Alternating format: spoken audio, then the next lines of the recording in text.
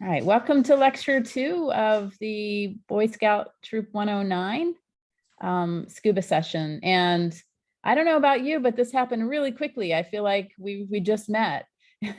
And when I got the text from Bobby today, I was like, no, that can't be tonight. How did that happen? So thank you for that text to remind me, to remind everybody else. So it just, time is flying. We had a super active weekend of diving, and actually all last week was also really active. And so it has been intense. And I feel like the more busy your days are, the faster they zip by. So anyway, glad you're here tonight. And what I'd like to do before I get started is kind of get an idea of how you're doing on the readings. So if we could just quickly go around and tell me how you're doing on the readings, that would be awesome. Let's start with, and I'll just go by who I see first. Bobby. The textbook reading. And just unmute yourself. That helps. Sorry. It does. I've been able to read through most of it and just refreshing myself on some of the stuff. So hopefully we can get through the dive tables today. So we'll get through at least part of them. Yeah. Yeah. So okay. Miles? I think Sid's made it all. We made it all the way through the book. Yeah. And I've made it most of the way through the book, and most of it I do find to be refresher. Like I remember most of it. So that's excellent. Well, it wasn't that long ago when you did a refresher with me. So right. Good. All right, Max.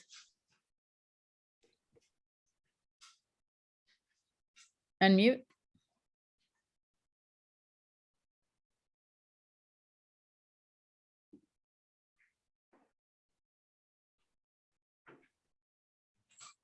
To make it go faster, I'll tell you, I'm coming to Frank and Jack next, okay? Max? Yeah. How are you two doing on the book, the reading of the textbook? Oh, hardly at all. Like you said, it's gone by too fast. I've hardly even touched it. Okay. It's sitting on my shelf, looking at me, saying, "You should read me." I said, "I've got a lot of things to do." Okay. All right. Thank you. Yep. Frank and Jack. Yeah, we're getting through it. We're doing pretty good. For me, it's just translating everything from metric into imperial. I know that's difficult. I know it's challenging. Yeah. How long have you been in the States? 3 years now. Okay. But I'm trying to overcome nearly 50 years. I totally get it. It's hard. I know. What we are doing as well, we're supplementing, going through the book and then watching some YouTube videos to make it a little bit more interactive for Jack. So he kind of gets it. And Jack, is Jack doing well reading through? He's getting there, but we're just talking through it and going through it. Yeah, he's a skimmer and note taker. Got it. All right, thank you. Jackson?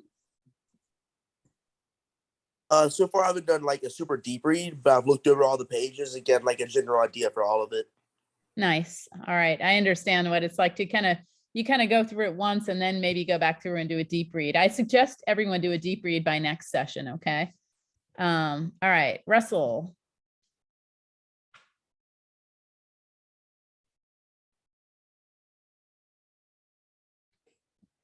There. We've read the book, but we haven't like played with the tables very much. Okay. And so reading the book is excellent. Start to do the homework assignments. That'll help you with kind of playing around with some of the things that we're going to get into in the next session, especially. We'll get a little bit into it this one, hopefully. Jason. I'm almost done. I don't know about him. I made it to chapter 6.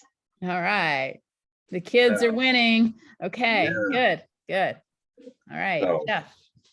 Thank you. Jeff?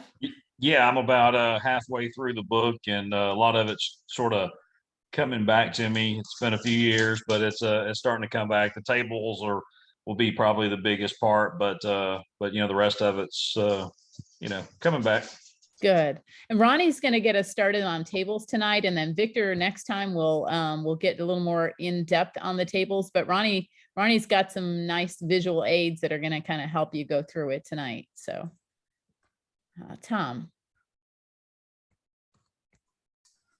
We're on chapter 5. You're both on chapter 5? Okay. All right, thank you. Andrew and Caitlin. We're on chapter 3. All right. And Zach? I finished the book. I need to do a deep read. Good. All right, thank you so much. That's pretty good. That's not bad. Everyone's making progress. We really didn't have a lot of time between the last session and this one. Normally we wait like 2 to 3 weeks in between. So I understand it, you know, with life's busy schedule that you haven't had a chance to read through all of it, most of you anyway. So next time, please make sure you do it, and it'll make next session go a little bit more quickly. So, so welcome to Scuba class. I'm going to, hang on a second. I'm going to stop sharing this and I'm going to start sharing something else, a portion of the screen. All right, let me move some things around here. It's not moving. There we go. Okay. Hopefully you can all see the welcome to Scuba class. Let me move a Zoom thing out of the way. Everyone can see that? I can't see it again right now. Okay, good. All right, so here's our teaching team. Tonight you have me, I'm Gabrielle, I'm an instructor trainer, and then we have 2 instructors in training, Ronny and Victor. And we also have Jacob, who is our newest member of the leadership team, and he is a dive master in training, just getting started. So, and just a reminder, we're all volunteers, unpaid volunteers, although that's going to change for Ronny here shortly after he earns his instructor certification. So, and for Victor. So our schedule so far that we've come up with, tonight we have a lecture on modules 3 to 5. We're really going to just get through part of 5 right now. And then on July 5th, we got a long time before our next one. Don't wait till the week before to finish reading though, okay? So July 5th, we have the final really lecture of modules 5 to 7. Then 2 nights later, we have the final review and exam. So we need you to, I'll email your exams since it's all remote, and you're gonna need to take your exams and then be prepared to discuss them when we have our session on Thursday, July 7th. And if everyone is done with their exams and ready to discuss them, it won't take us that long. We'll finish early. Okay. If for any reason someone isn't, it'll take us more time. So please try to finish them. On Saturday, July 9th, we have our first pool session, and that is 9 a.m. to 4 p.m. at Florida A&M University. And then we have a long gap before our next session, and that is on Sunday, August 7th, same time, same place. I know one of you is unable to make the first pool session. I'll do my best to get you into another class so you can do your first pool session with them and then hop back into us, depending on how the timing works out. Then we have 4 sets of checkout dives so far. You only need to pick 2 days of diving in order to earn your certification, but I welcome you to come anytime, any other time you want to get more practice, you're welcome to come. But right now we have August 14th at Blue Grotto, August 21st at Big Blue. We have Panama City charter boat diving on August 28th. And we have more Panama City charter boat diving on September 18th. Now the visibility has been excellent in Panama City, and I'm hoping it continues to stay that way because it's been phenomenal. We did dive last weekend. We dived yesterday at Big Blue Spring on the Westchester River, and it was endless visibility. It was gorgeous. And then we dived at Troy Springs on Saturday. And I would say tentative because if conditions are not good somewhere or weather or anything else, we need to pick another dive site. And that's what we did on Saturday. Our plans were to go to Morrison, and we ended up going to Troy, and it was excellent. So when should you have workbook A complete and when should you have workbook B complete? One is classroom notes. One is labeled classroom notes, and that is just for you. You can follow along, and as we're going through the lecture, you can start filling things in. And if you haven't filled things in, maybe go back and review the first recording and start to fill in the blank. That's classroom notes. The other one is your homework assignments. And I would encourage you in the next 4 weeks that we have a gap before our next session, we have 4 weeks. Look at the book and start to do homework assignments. That's going to make the next lecture go really, really well. Now, we're not going to check your homework per se, but we do encourage you, if you have questions on your homework, come back with it and say, I have a question, and then we're going to ask you to tell us what the question is and we'll work through it. Okay, any other questions?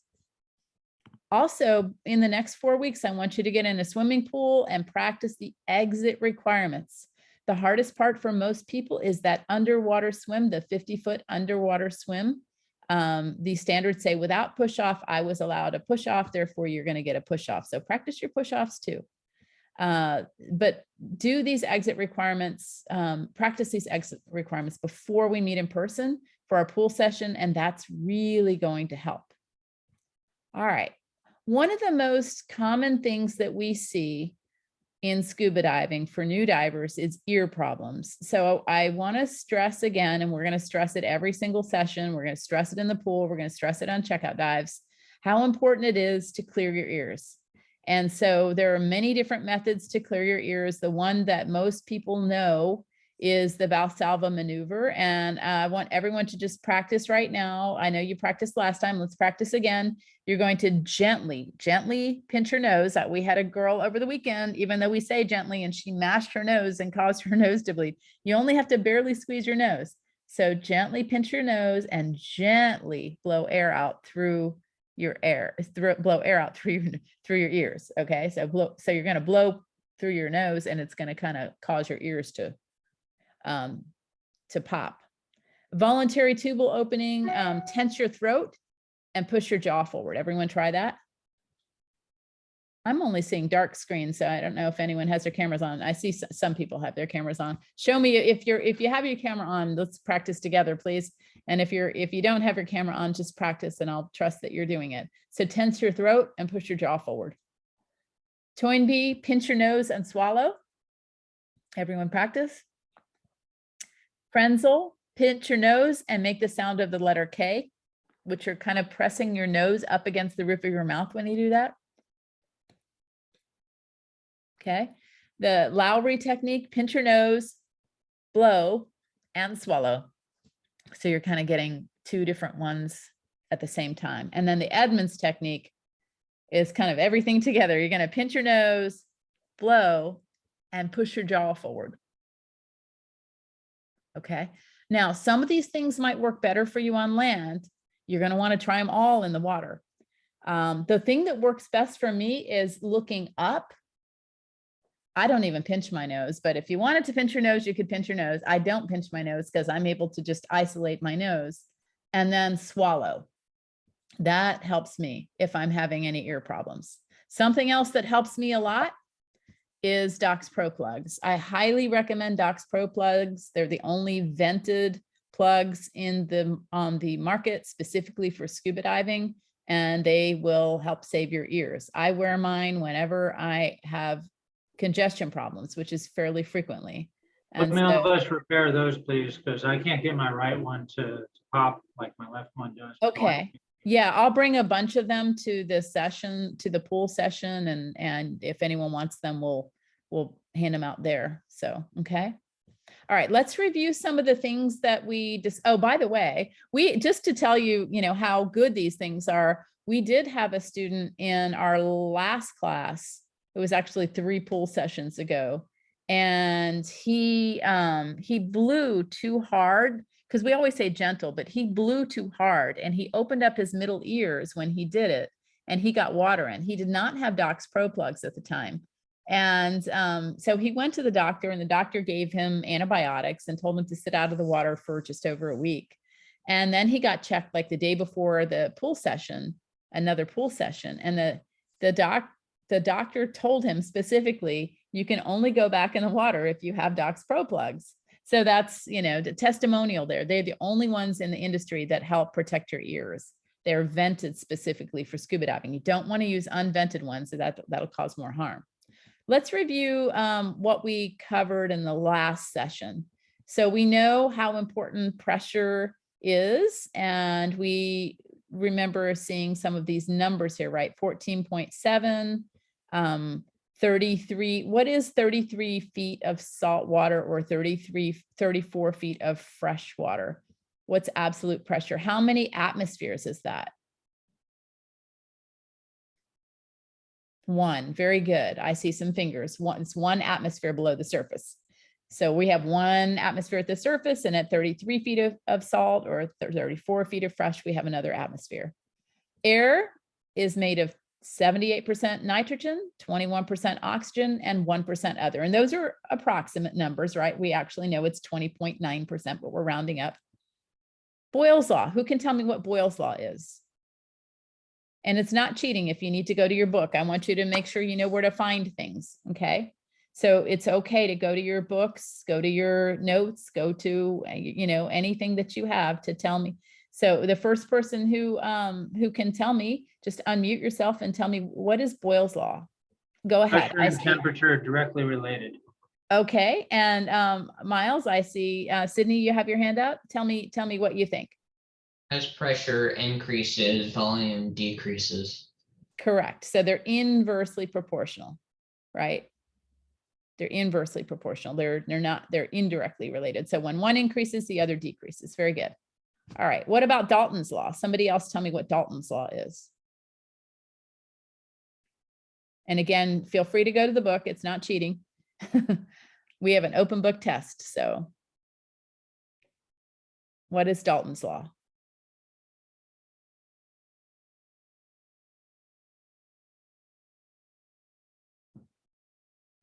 First person to unmute yourself and tell me, that'd be great.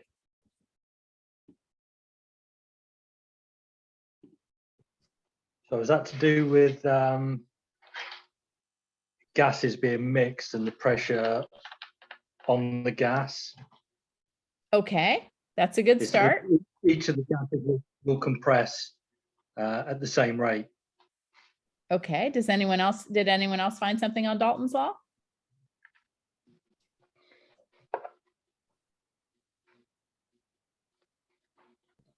Is it just the sum of all the partial pressures is the total pressure? Very good, the partial pressures. Yeah, so you both kind of said the same thing. That's good. And the reason I ask more than one person, it's nice to hear it in different ways too, right? So that's good. Now, who can tell me what Henry's law is?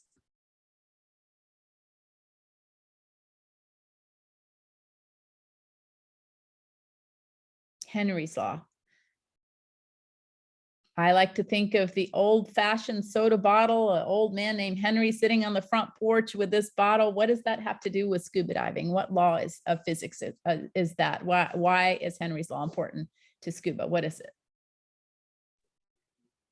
It's about the gases dissolving in a liquid when they're pressurized, and when the pressure's released, the gases come out. Good. Good. Anyone else have thoughts on Henry's law?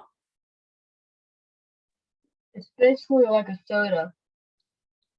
Yeah. Good. All right. What about Archimedes' principle? This will be our last one before we move on. Archimedes' principle.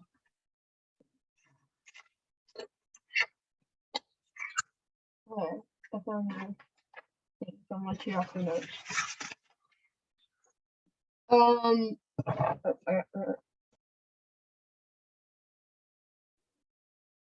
Is that the one about displacement? Yes. Very good. Very good. That's all I got. That was pretty good though. The buoyancy of the weight of the liquid.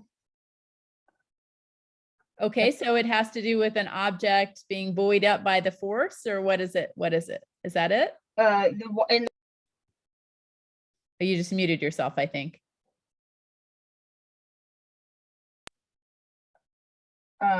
Just with the weight of the water and how if you're heavier you'll sink, and how if you're lighter you'll float. Okay. All right. So I want you to do some more reading on these, the physics laws. Those are important, but that's good. That's a good start.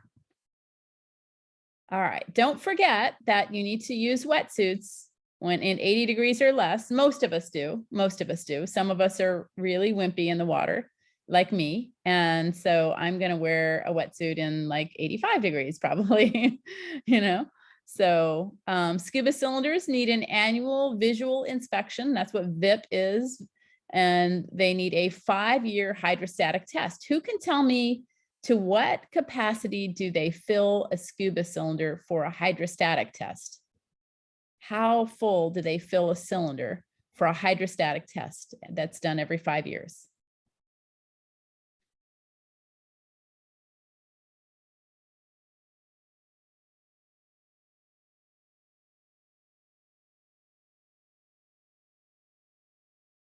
We covered it in the last lecture. It's a fraction. And it's greater than 1/1. 5/3. Yes. Who said that? My dad. All right. That's okay. Good job. 5/3. Excellent. What is the first color to disappear when you descend? Red. Red. Awesome.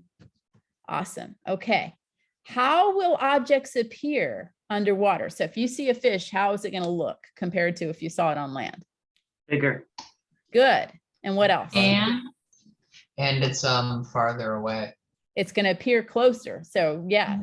Here closer. So it's actually going to be farther away than what it looks. So it's going to be closer and larger. Don't forget to clear your ears early and often. So clear before you descend, clear, clear, clear. What's the cardinal rule of scuba diving we told you about last time? Breathe. Yes, breathe, always breathe, never hold your breath. So when we're doing exercises and the regulator is out of your mouth, you're going to need to blow bubbles to show us that you're breathing. Okay.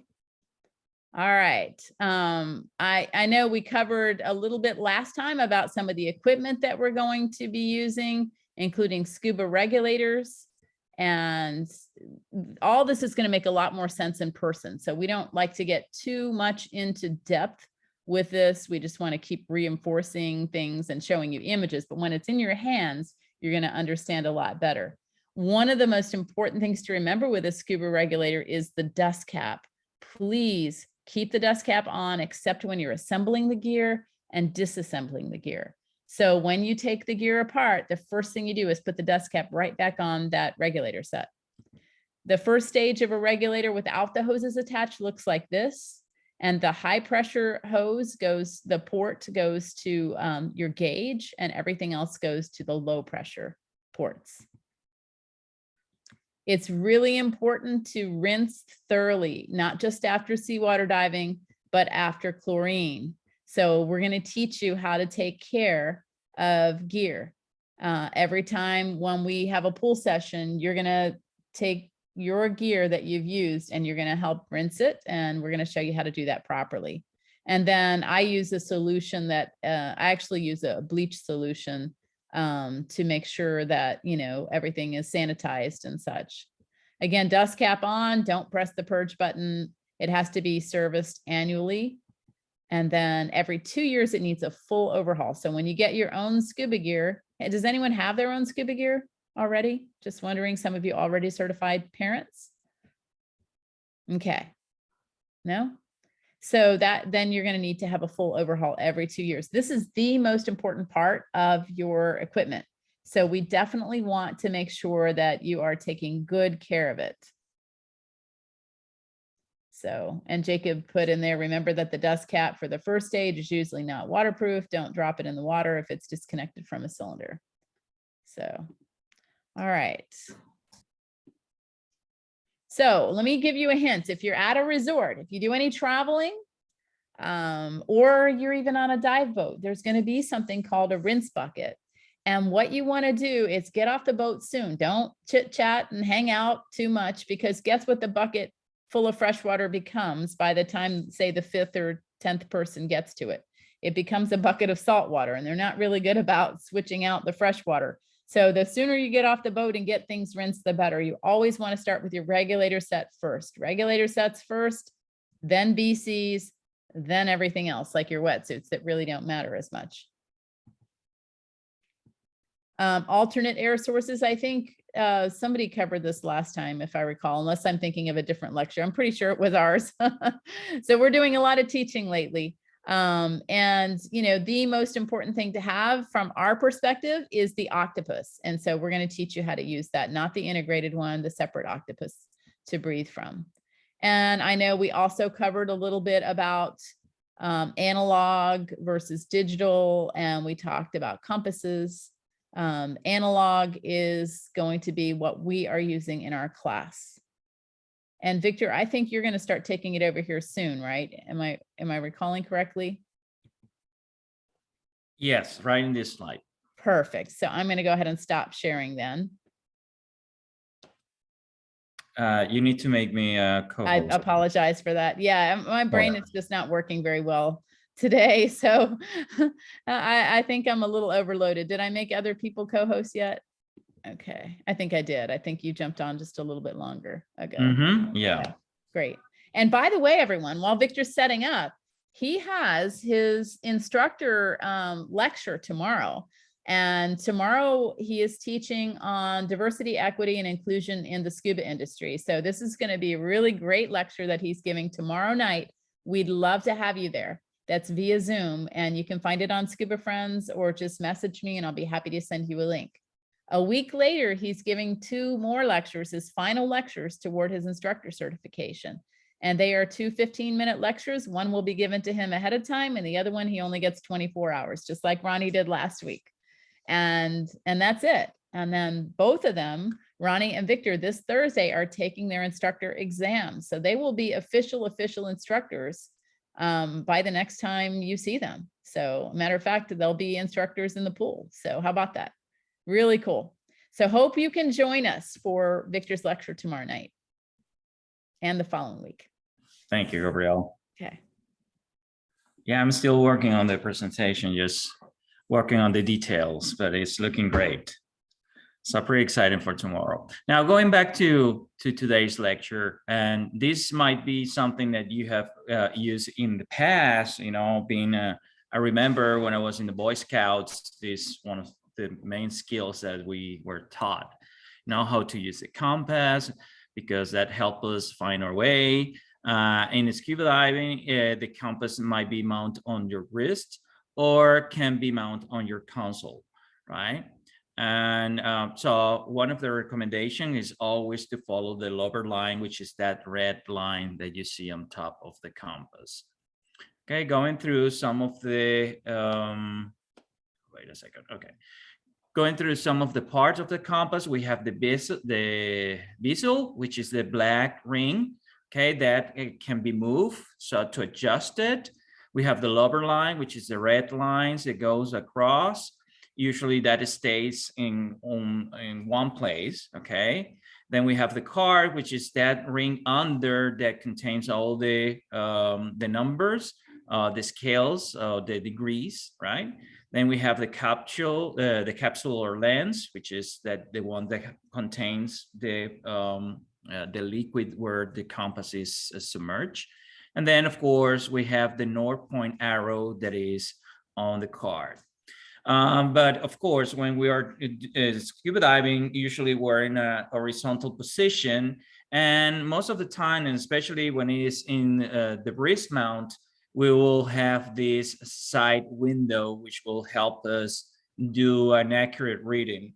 We need to make sure that the compass is in a horizontal position, so it can really mark the right heading that we want to navigate.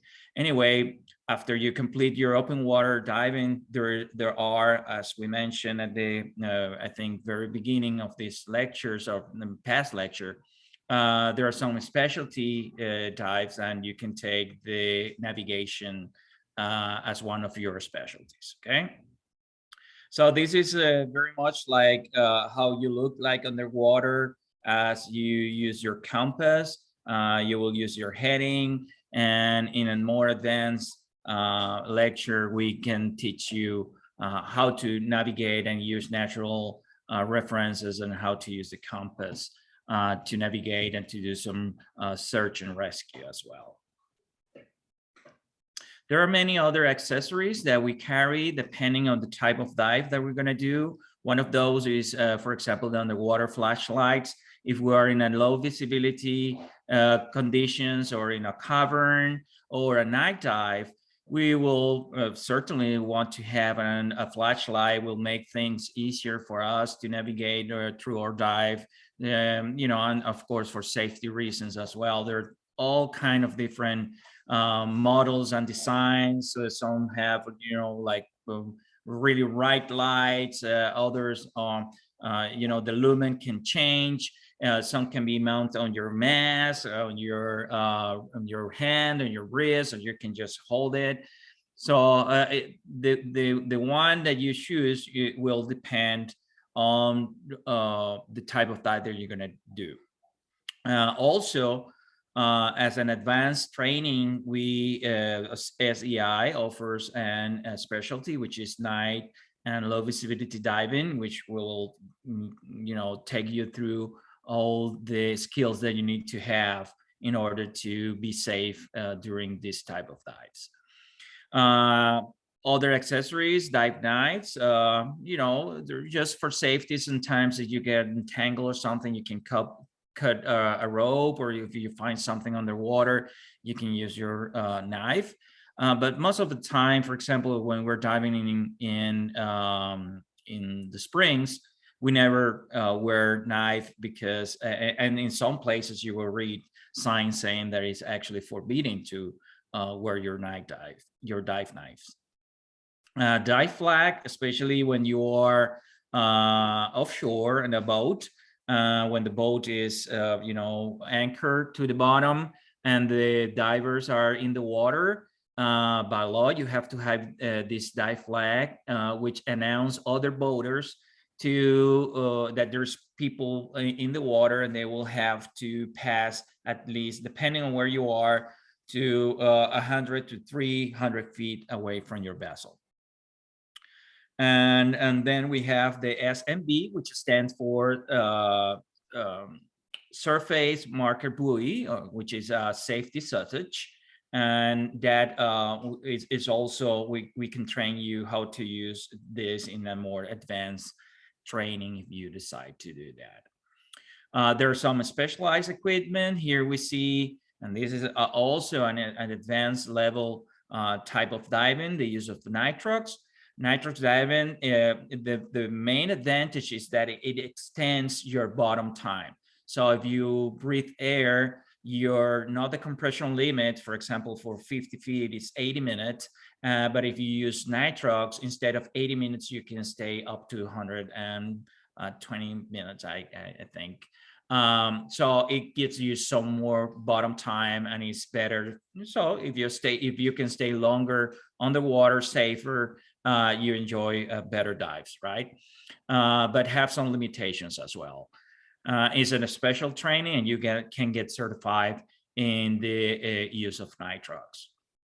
And then we have another more advanced, which is extended range. This is a really technical diving. Usually this type of diving is for to use in cave diving, and it's beyond recreational diving, because most of the time they will do decompression stops. So recreational diving is a non-decompression stops or diving. Okay, so this is one of the main difference, and you can get certified in extended range. If you go to deeper places and you want to stay longer, then certainly you need to have this type of certification. Also, there is the use of rebreathers, as the name says.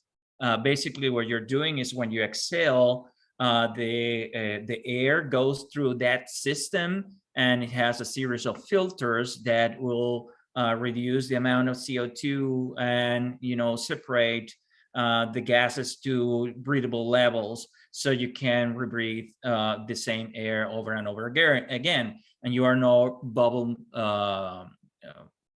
putting bubbles in the water. In scientific diving, this is very used, and some fish really are really scared by bubbles. So if they want to study a specific fish species, they will use the rebreathers so they can come close to some fish species in order to study them. Really interesting and very, very, very technical diving as well. Okay, now let's go move on to the body system. And I think we have talked a little bit about this. So what is a body? Why we need to have a body diving with us, and how close should that body needs to be around us? So bodies help with reminders and assistance, and that assistance is before the dive, during the dive, and after the dive, because they can provide feedback. And most of the time is, you will work as a team. Sometimes you can skip or you can miss something in your equipment and your body's there. And when they do the checkout, they can make sure that your gear is okay. So what does a body do? Well, a good body, that's a body check. That's the first thing. And we're going to practice this when we go to the pool session. Okay, so after you set up your gear, you're going to check your body's gear and your body's going to check your gear. And there is a list of things that you should go through, and we're going to teach you those ones. Okay, so as I mentioned, it helps on the surface, both before and after the dive. And it's always continue the body check. If something happens underwater, your body's going to be right there. It should be stays close while underwater. But the question is, well, I'm going to go through that later, but the body check is going to check different items. First, make sure that your air in your cylinder is completely on. So the valve in the cylinder must be completely all the way to make sure that the air is on. Then we check that the cylinder is full. How we do that? Well, we have a gauge that is going to show us the pressure, and we're going to check that with all the air on, how much pressure or how much air the cylinder has. Also, we make sure that the BCD is attached, or the cylinder is attached to the BCD by the band. So the body is going to make sure that that band is really adjusted to the cylinder and avoids that the cylinder drops, especially when you are diving. That's a really awkward condition or thing to experience, right? Also, you make sure that the hoses are correctly connected. We always want to make sure that the regulator and second stage or octopus are to our right. To our left, we're going to have the hose with our gauge, and also the hose that go to our power inflator. So the body check will make sure that that is correctly connected. And that is connected to the power inflator, and that the power inflator is working on our BCD. We're going to check that on the pool session as well. Also checks on the weight system, that you're wearing your weight system correctly, and that you have enough weight or the proper weight depending on the type of dive that you're going to do. And also, is a support. Not only physically, but also emotionally. Your divers there, sometimes we can get a little bit of anxiety, especially if we're diving new sites. So our body can, maybe they know the place and they could tell, hey, don't worry, I'm going to be there with you. So that emotional support is very important as a body. How close should your body be to you? So close enough to render assistance in the case of an emergency. And the most common emergency is when you run out of air. So you want to be in a close distance, not too close, but you can see each other and you can swim to each other in a case of an emergency. Of course, if the water visibility is low, or turbid, or if you are in deep dives, you will prefer to stay a little bit closer. And within a touch distance, if it's in a training condition or is a challenging dive. So always learn to keep track of your body, and this is very, very important. It's as important as the rule that never hold your breath, okay? Always breathe. Then the second rule is learn to keep track of your body. Okay, also it's very important to know where your body is going to be in the water. So, okay, so before the dive, you need to agree on positions. You are going to be to your left or you're going to stay on my right. And this is something you discussed together and you agreed upon, right? So I'm trying to maintain that position during the dive, so you make sure that your body can find you if at some point he's just like, okay, where my body is, he must be in this area. And if you keep that position, it's easier for your body. Side by side is the best positioning, and one behind the other is least desirable, especially when you are starting, you know, depending on the experience of the divers. And this is not recommended for, you know, newly divers. More advanced divers or more experienced divers might have that. And the most recommended is at least every minute, you should have at least eye contact with your body. Also with your body, you plan your dive, okay? And this is something we're gonna talk about over and over and over and over again. So you need to know your dive plan. Each one need to know the direction of the dive, the time and depth that you're planning to go, and follow that. And what you're gonna do there, what's your activities? Are you gonna take pictures? Are you just gonna hover and enjoy? Are you going to collect samples? What are you gonna do down there? Okay, so all this have to be agreed, and if any change are made, you also need to agree with your body on that. Look for your body every minute, as I mentioned. But what happens if at some point I'm diving and, okay, where is my body? What happens if we lost our body? If separated, first you take your time and look around, but no more than 1 minute. If you have that available, make some noises, because maybe your body is just distracted doing or watching something underwater. Especially, for example, I have a band with a ball that I connect to my cylinder, and I can hold that. There are some other noise devices that you can bring underwater, but the recommendation is always to try to stay close enough to your body.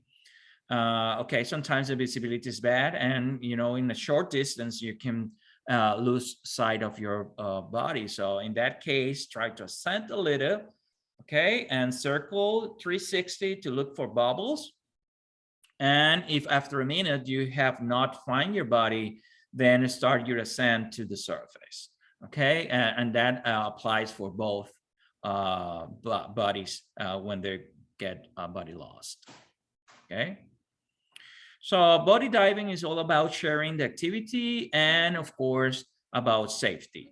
We need to be there for each other. So as a summary of this module, we talk about basic equipment, the exposure suits, the weighting system.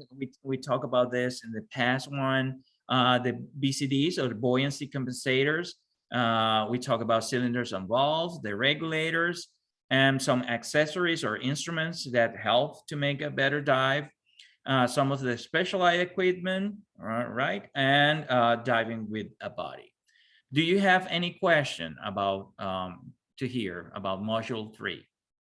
If you do, please unmute yourself and let us know what your question is, or your comment. If you have a comment or a... Hi, Victor. In some of the equipment, you're talking about the compass, the knives, the flags, the bags. Are any of those would you consider more essential than others? Well, again, I will say that it will depend on the type of dive that you're planning. Okay, so if for example, you are doing a night dive, you want to make sure you have a flashlight, right? You want to have your lights with you.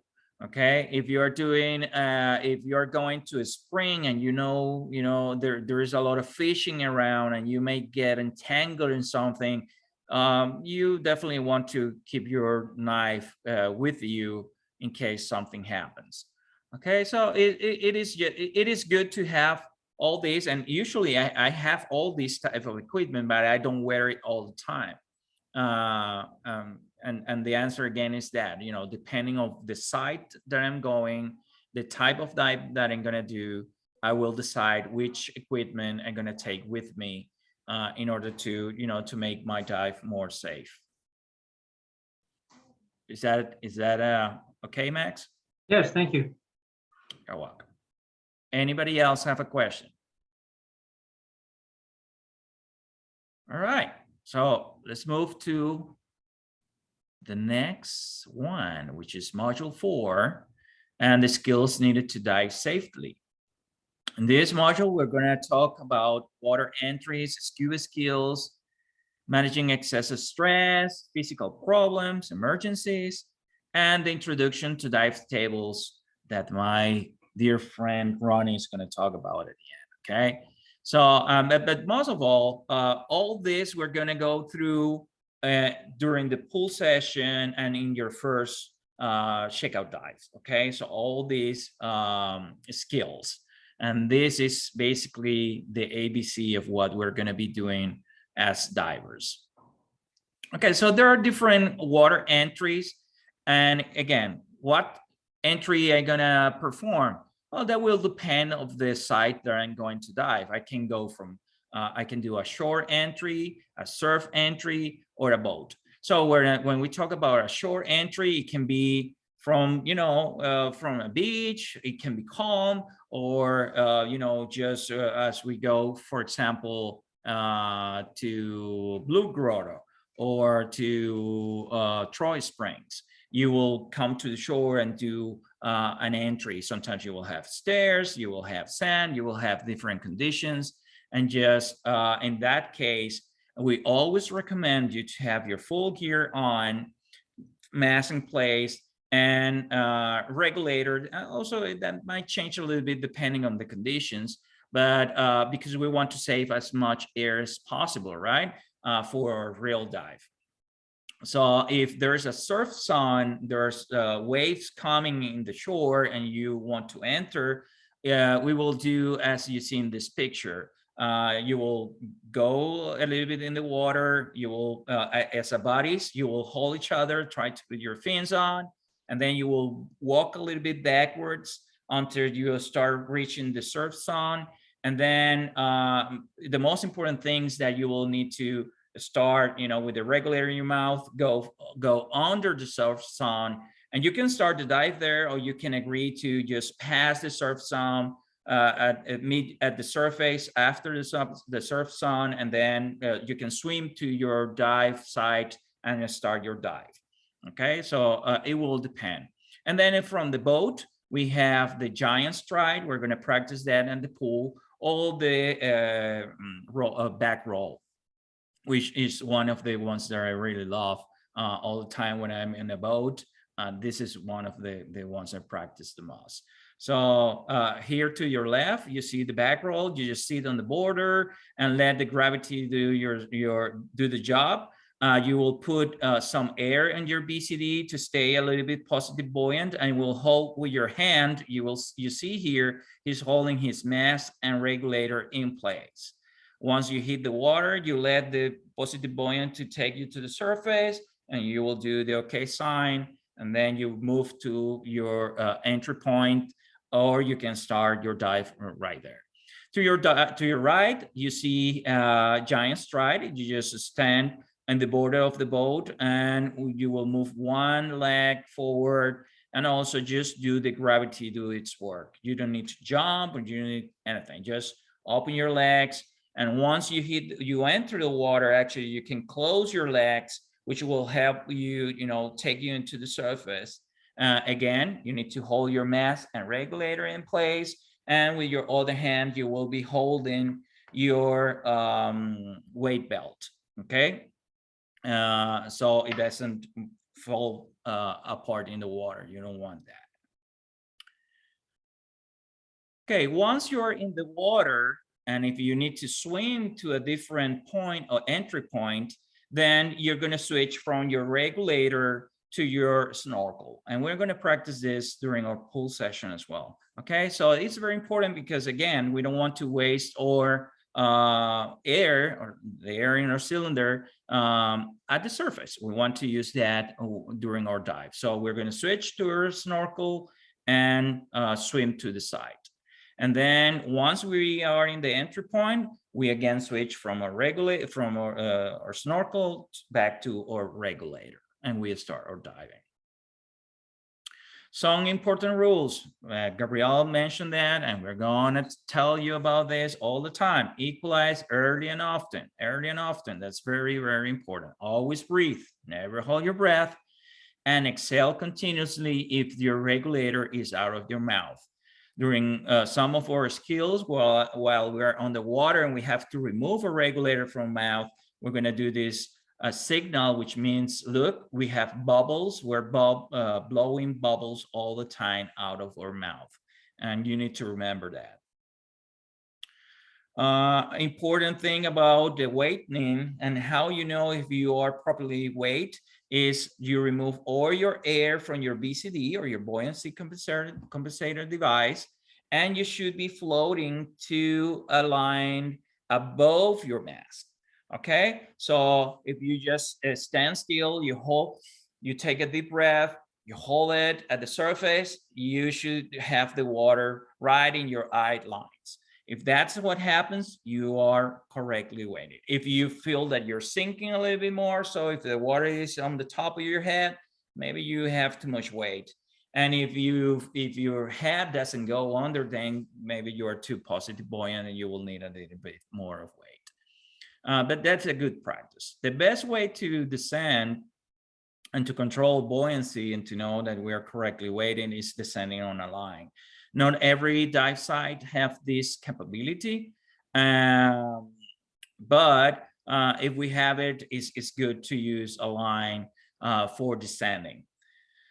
So when you are descending, clear your ears early and often, all the time. And when you reach your depth that you plan, just pour a little sips of air into your BCD to become neutral buoyant, and then you can start your dive. Another important thing is the trimming and the position underwater. Okay, here we see a neutral buoyant diver is going to be in an horizontal position. That's very, very, very important. Okay, we don't want, or the undesirable things is to have a diver that is always head down. That means that is too light and have to be swimming all the time to the bottom in order to stay down. Or we don't want this other type of diver who is always with the head up and is dragging on the bottom. Okay, so that diver is too heavy. Here at the bottom, we also see another a diver that is too light. Neutral buoyancy is one of the most important skills, because it will really make your dive very easy for you, will save you a lot of air. You know, it's the must-do thing. Okay, practice this, and we're going to go through that in the pool session as well. Other things that we want to make sure is the streamline. Okay, we don't want hanging gauge and octopuses. In our case, we have a clip where the gauge is going to be connected to the BCD, and we recommend, and we all use, an octo holder. That's a rubber band that goes around our neck, and it's going to be holding our octopus in a very convenient position right here. Okay, so but if you rent equipment, you want to make sure that you don't have everything hanging around for different reasons. You know, it creates drag, so you will have to use more energy in order to move, and you will consume more air. And of course, that's something we don't want. Okay, also, we don't want to drag or equipment on the bottom, because first we can damage the equipment, and second we can damage the environment. We don't want either situation to happen. Okay, now during descent, the first thing we're going to do is to check our gauges. We have what is called the rule of the thirds, it means that or the pressure in our cylinder or the air is measuring PSI. Okay, and we're gonna, the cylinders are usually to 3,000 PSI. So we'll have 1,000 PSI for descent and part of the dive, the second, third, the other 1,000 PSI for a dive, and then the last 1,000 PSI is for ascent. We want to make sure that we hit the surface with at least or more 500 PSI. Okay, that's always for safety reasons. So we check our gauge, and then we start our safe ascent. We always are going to have our hands on top of our head, and we're going to be turning in 360 to make sure that we have a visual of our surrounding, and our hand always goes first, because sometimes can be some obstacles, and we don't want to hit our head or anything during the descent. And using a line is the better way. And you will see that when we go to dive in Panama City on the charter boat, this is a really easy way to ascend. All right, the body plan has some advantages, which are sharing and safety. We already talked about that. During planning the dive, we set up the depth, time, the turnaround, what we're going to see, and also we agree on some hand signals. And this is important, especially if you are, for example, going in a chartered boat. Maybe there is other divers, maybe you are buddy with a diver from another agency, and they might have a slightly different hand signals. So it's really important to go through the hand signals and to agree that you are communicating exactly the same thing, okay? And then also during that plan is what you're gonna do if you become separated, which I explained in a couple of slides before. Okay, now I want you to turn on your cameras, okay? All of you, and we're gonna do some of our hand signals. We're gonna go through our hand signals and practice, and this is very important to reinforce, okay? So the first one is the okay. Everything is okay, but underwater. So how we do that? We just do an okay sign. It's your 3 fingers up, and these other 2 fingers, this is the index, right? The top. Together, it's like we are okay. So all the time, if another diver do this okay sign to you, is a question. It's like, are you okay? So you have to answer, say, yes, I am okay. Okay, so all the time that you see somebody doing an okay sign to you, you have to say the okay sign again. Okay, that's what we expect. Okay, at the surface, there is another way to do it. Okay, so usually we'll have our hand, our fist closed with our hand on top of our head. Okay, and we're gonna ask you all the time when you go in the water, and do the okay sign to make sure that you are okay. Okay, that's really, really important. What we always say clear early and often, but what happens if you are having issues with your ears? So you do this means there's something wrong, and then you point to your ears. Okay, so something wrong with my ears. Or if there is something wrong with something else, an equipment or your leg or your BCD, you can say there's something wrong, and you point to what is wrong. Okay, but in the case of the ear problems, you would do your ears and say something's wrong with my ears. Okay, I want to see that something's wrong with my ears. Good. Okay, so hold this step. For example, if we plan to go to 50 feet, so when we reach that depth, we're gonna do this. We put all palms down together and we move it away and back. Okay, so that means hold this depth. Okay, hold this step. I want to see that. Very good, very good. I see the proctors doing that. Very good. Okay, now body up. it looks like hold this step, but in this case, we're only gonna use our index fingers. So like, hey, we do this is, where's your body? Get with your body, stay close to your body, okay? Find it, stay close with your body, body up, okay? That's very, very important.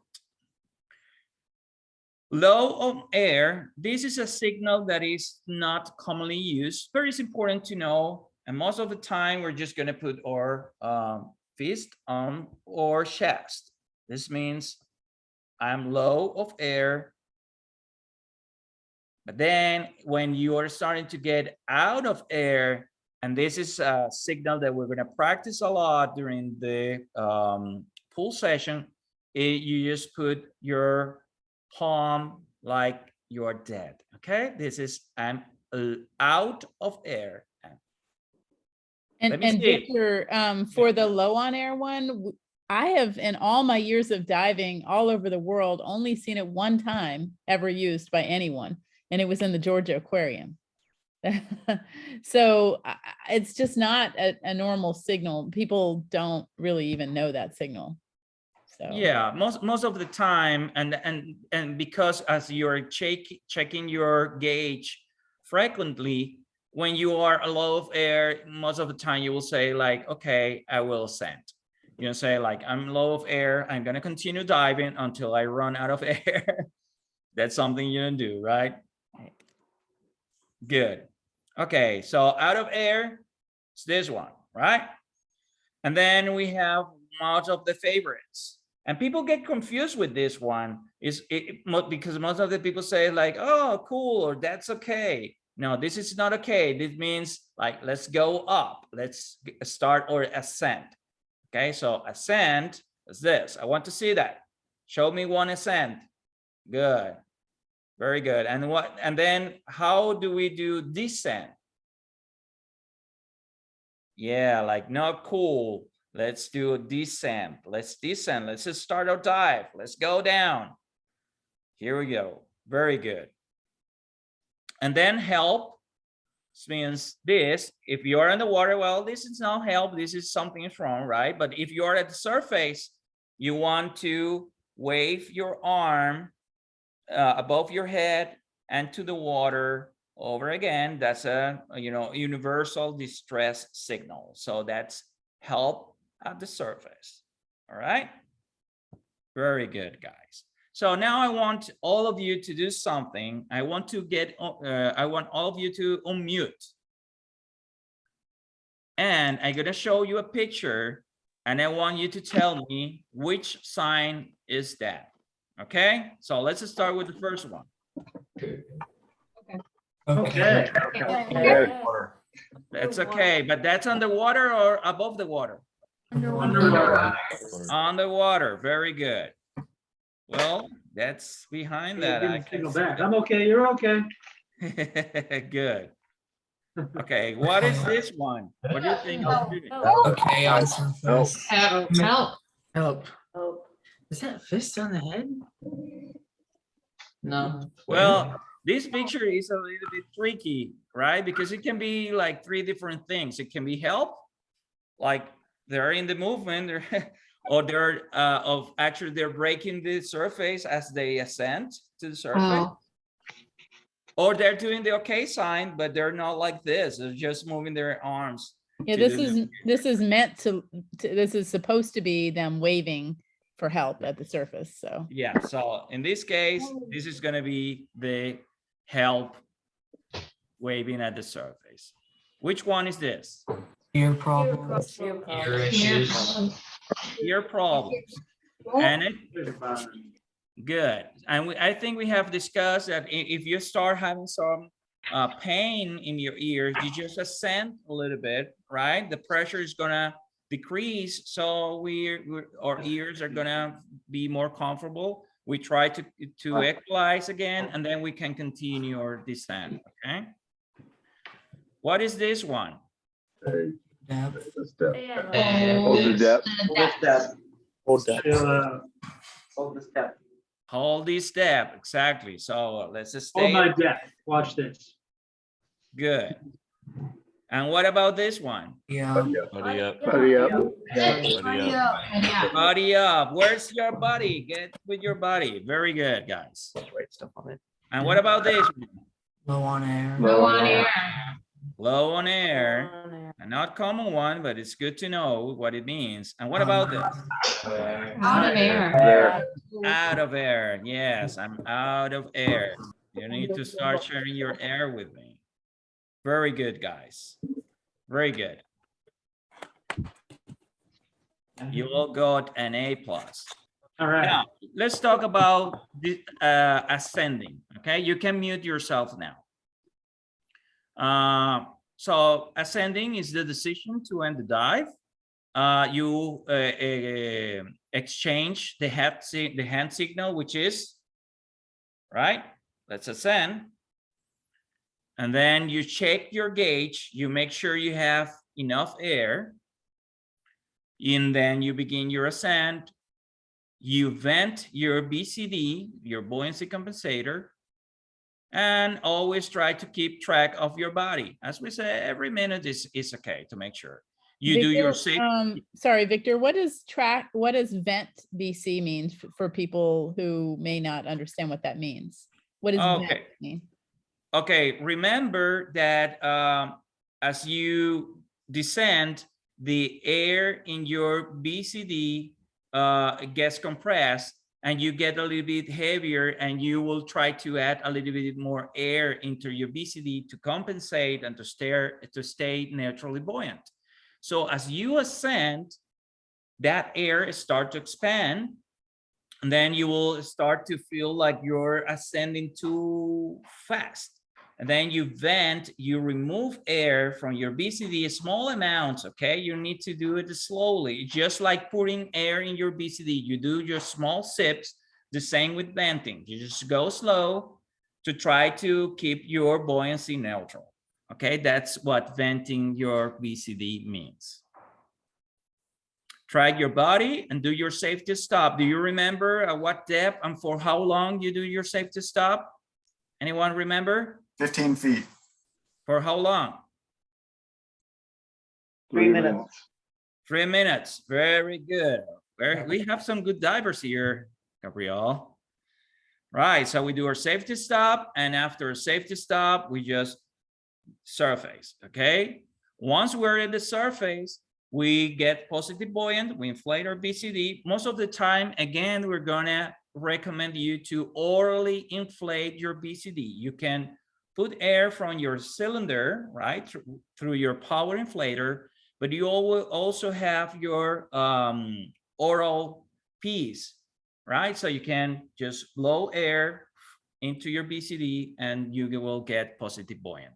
And switch to your snorkel, you remove your regulator, back to your snorkel, and then you swim back to your exit point. All right, good. So when exiting the water, this is very important. The first thing that you want to do once you're close to the ladder is to remove your fins, okay? And you're going to put one fin on each hand, so you have your hands free, okay? So fins in hand, mask always in place. Please never put your mask on top of your head, because anything can happen and that mask drops in the water, goes on to the bottom of the ocean and is lost. You lost your next dive, and we don't want that. And also that means that it's a diver in distress.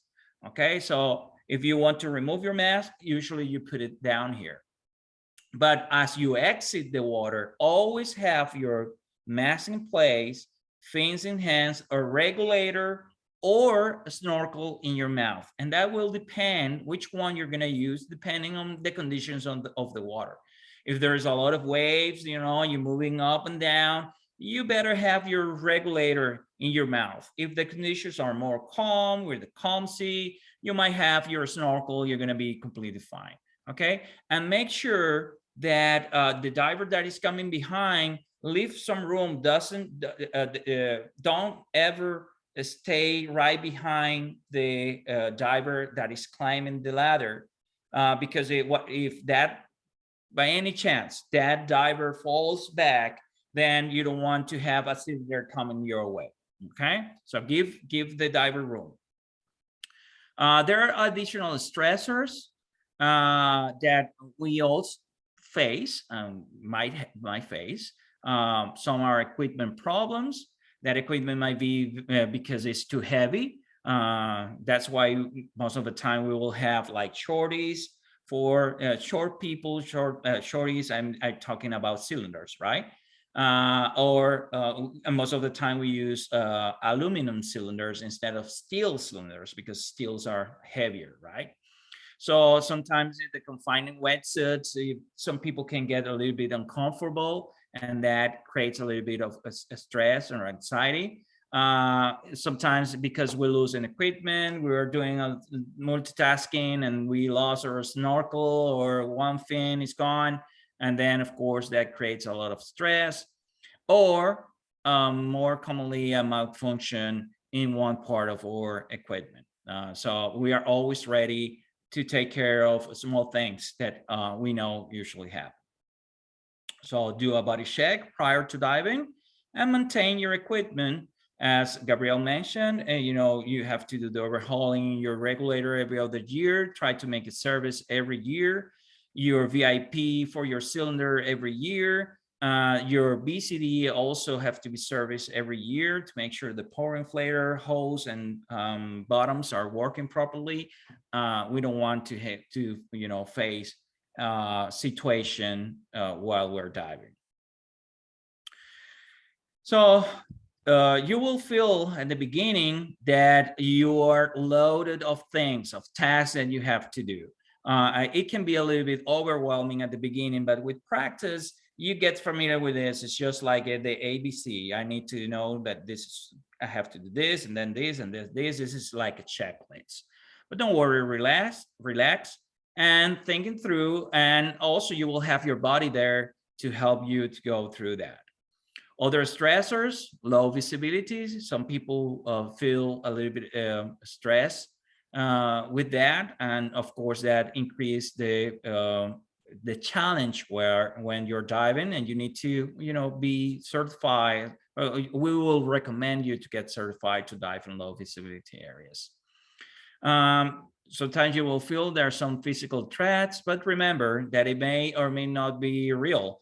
Even I, after 30 plus years diving, last week I was doing some scalp counts and I was in the water by my own. And sometimes you hear a noise or you see a shadow coming through and say, hey, there's something there coming my way, it's going to harm me. No, usually you're going to be completely fine. Like 99.9% of the times is more possible that something else will happen on the boat, that something happens underwater. Okay, perhaps the biggest threat for some divers is their ego. So don't let your ego cloud your best judgment. Always dive to your best capacity or to what you're trained and certified for. So if you're certified to dive to 60 feet, don't say, no, I can go 70 or 80 or 100 feet, because you need to be certified for that. Oh, no, I'm going to go into that cave. No worries. I'm very experienced. And we all have deal with divers like this. And most of the time, they are the ones who creates problems. So get the training for the type of diving that you want to do.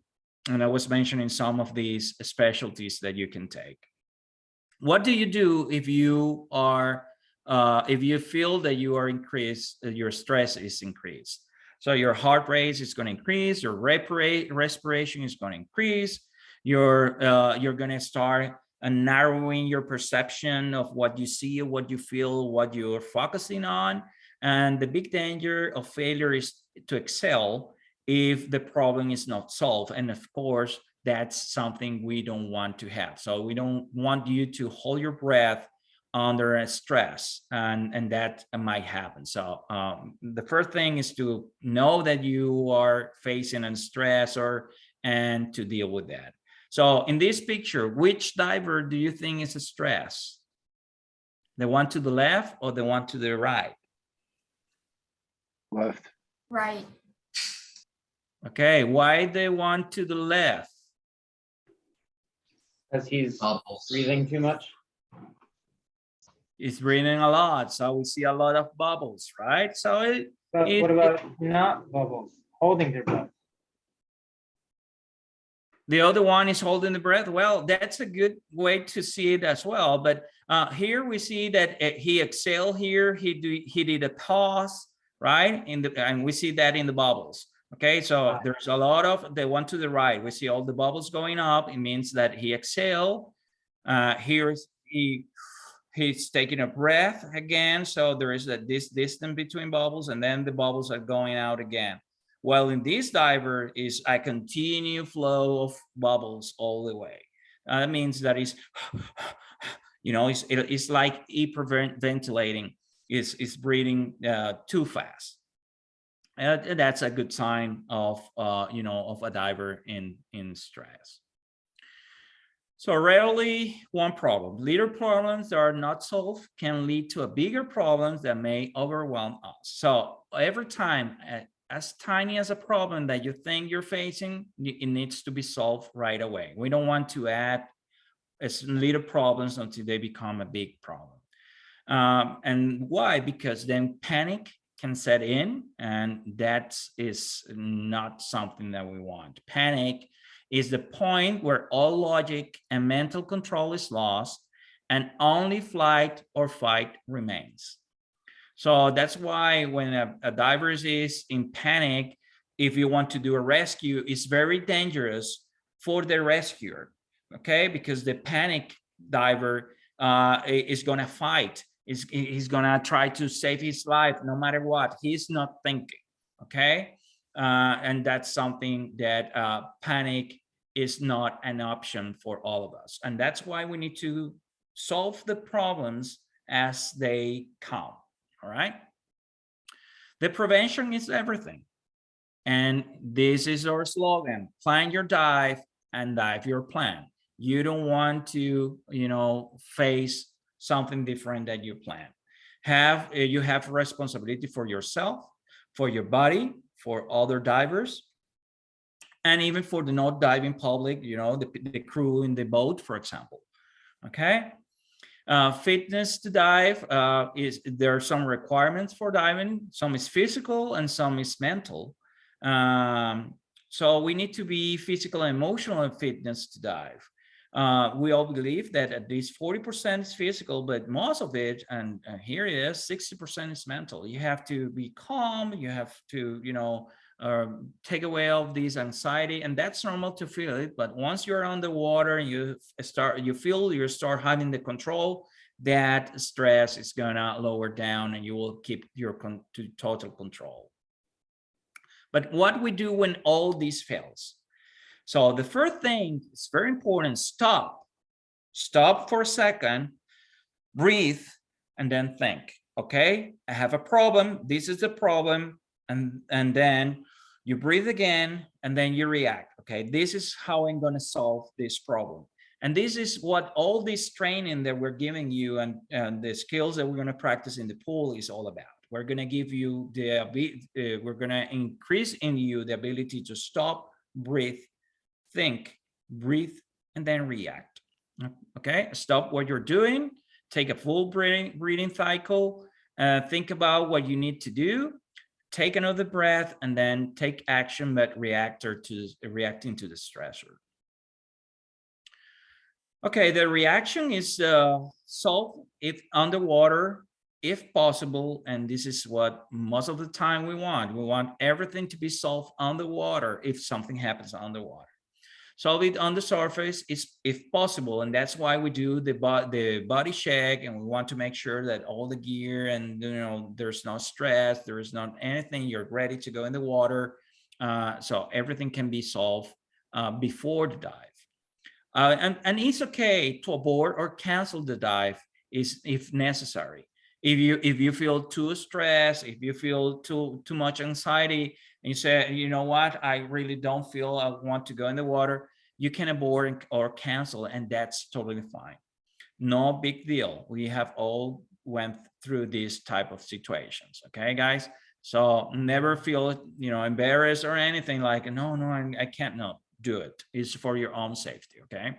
Divers should respect each other's decisions. then, for example, if you're with a body and you cancel, maybe your body can go with another group, and just instead of a group of 2, can be a group of 3 divers. No problem. It's much easier than doing a rescue. Okay, and we have talked about the panic cycle. So a problem begins to occur, and then the stress increase, and we have 2 options. The diver is in control. If the diver is in control, then the stress is recognized. Then you stop, breathe, think, breathe, and react, and then the problem is solved. But if the diver, on the other hand, is without control, then you have perceptual narrowing. Your skills will change. Okay, maybe something that is easy to do, you will, have difficulties to do that even more, and that creates more stress. And then you panic, and then with panic, you flight. You can, we can have a problem. And when we say flight, that means most of the time that people wants to just surface. And what happens if you surface holding your breath or breathing out, but you surface too fast?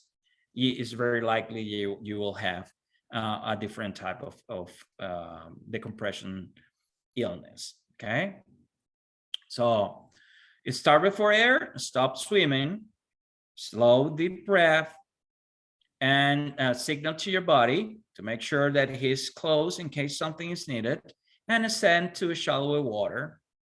Okay.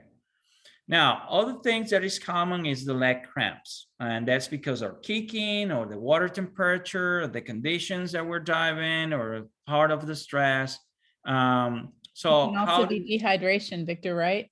Yes, dehydration. That's also why we recommend all the time when we are at the surface, before dive, hydrate yourself. And during surface intervals, we will recommend, hey, drink some water, have some liquids to make sure that you keep yourself hydrated. When we're in the water, we're sweating. We don't see it, of course. All right, but we sweat all the time. And we lose electrolytes, and we lose liquid, and we need to replace that in order to make our body to work properly. So and that's one of the causes of leg cramp. So stretch at the first sign, grab, and this we're going to practice during the pool session as well. So what you do is you grab the tip of your fins and you stretch your leg. Okay, if you don't feel comfortable doing that, you can ask your body to assist you doing that. So your body will hold your leg, it's going to hold your fin and push your fins toward you, the tip of your fins towards you, and that will calm a little bit the leg cramp. Other physical problems that we might face are entanglement. Most of the time you can assist yourself, or your body can assist you to remove anything that you're entangled with. Streamlining, as we mentioned, we want to make sure that anything is just loose or part of our equipment. And as you are streamlined, you move through the water easier. If loss of buoyancy, this is one of the last resources that we will recommend, okay, is to remove your weight system. So, but what happens if you lose your weight system and you start to ascend? Okay, then remember, you always have your BCD, and you need to remove all the air that you have there, so that will compensate that weight. So dump air from your BCD, flare during ascent. So try to, create more surface that will reduce your speed to go to the surface. And breathe out, especially breathe out, okay? Because as you keep air in your lungs, you're gonna stay positive buoyant. Sometimes power inflator sticks open, so it's a free flow in a power inflator. We're gonna practice this in the pool session as well. So hold the vent bottom open, that's one option. Or the second option is to disconnect the hose. And we're going to practice to disconnect and reconnect the hose in our pool session. Inflator won't work. So orally inflate. If you try to put air in your hose with your power inflator and that's not going through, you still have the option to orally inflate your BCD, of course, when you're at the surface, right? Or drop waste. That's the last resource that we will recommend, okay? Out of air emergencies. I think I'm reaching one of my last slides around here, huh? So we already said that this is the out of air signal. Okay, so what do we do if we are in that type of emergency? Have you checked your gauge lately? And we don't want to come to the point that you just all of a sudden your breathing start to get, like really hard and difficult to breathe. And that's because the air is almost over. But if you keep checking your gauge frequently, you can see like, okay, I'm reaching my 1000 PSI. I should be, monitoring my air closely and tell my body, okay, I'm 1000 PSI. We should start or ascend. Okay. Okay, so out of air emergency alternative, we have dependent, which is the octopus breathe. So I can give my body my octopus where he can breathe. We have body breathe, which is sharing air, or backup scuba unit, like the pony bottles that Gabrielle mentioned. And then we have independent emergency swim ascent. If your body is not around and you need to go to the surface, we're gonna teach you this emergency swim ascent, which is called seesaw. And the positive buoyant ascent, we're gonna practice this in the pool, okay? Location of octopus regulator. So there This are is where I two. take over, Victor, if you'd like. You take it from here, right? Yeah, good. Thank you, Victor. You're welcome. How's everybody doing? Still awake? Good. Good. Excellent. Okay, everyone's okay? Hey, Ronnie, before you get into the location of the regulator, I know that slide with the hand signals, we didn't have all of them on there. And last time I mentioned some of them. Do you want to bring a couple up and see if they remember them? Yeah. So if we go like this, does anyone remember what that means we want from you? Or yeah.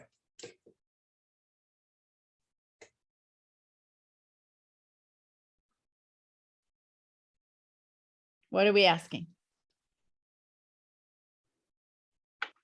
Pay up. Us to show your gauge.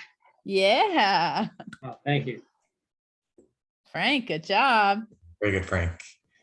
If we go like this, or yeah, both hands. Goggle. Is that clear mask? Yeah, exactly. Very good. And then what is this? Okay. Okay, I'm okay. Mm-mm. So it's a little different. It's not this. This is okay. That's cool. Okay. Yeah. Cool. Yeah, there we go. Good, good. And then we've got some fun ones. I can't do it very well, but you have turtle. Yeah, Gabrielle does it better. Shark, octopus. What about safety stop? Right. So 3-minute safety stop. Sometimes you see 2 hands. Sometimes you'll see them do the like kind of timeout 3 minutes. But yeah, 3-minute safety stop or hold this depth is another way to think about it. And what Ronnie just mentioned is important to know. It's not every signal is universal. And so, some people with gauge, with PSI, they have different ways. They'll tell you to do, we use one hand for thousands and one hand for hundreds. And so that's not universal. So we're teaching you our way, and we'll tell you a little bit about some of the other ways, but just pay attention for dive briefings on those. Okay. Thanks, Ronnie. So like Victor was saying, location of octopus regulator is very important. This is our safety measure that we use, not only for ourselves, but for our buddies as well. So 2 types of octopus, easily accessible. So in this one, the octopus is too low, not easily accessible. So that's the reason that we use the necklaces. It's literally right here. You can even do it without using your hands, actually, especially in the water. But it's literally just right around your neck. So if you need it for any reason, whether for yourself or for your buddy, very easy to grab. Ours are also nice and low profile, breathe both ways. Whereas these styles, you can see that they have a chin guard, just like our first stage or our primary second stage. So those have to be a certain orientation. You need the chin guard on your chin. Otherwise, you're going to be sucking in water. However, our octopuses don't work that way. So that's something to keep in mind.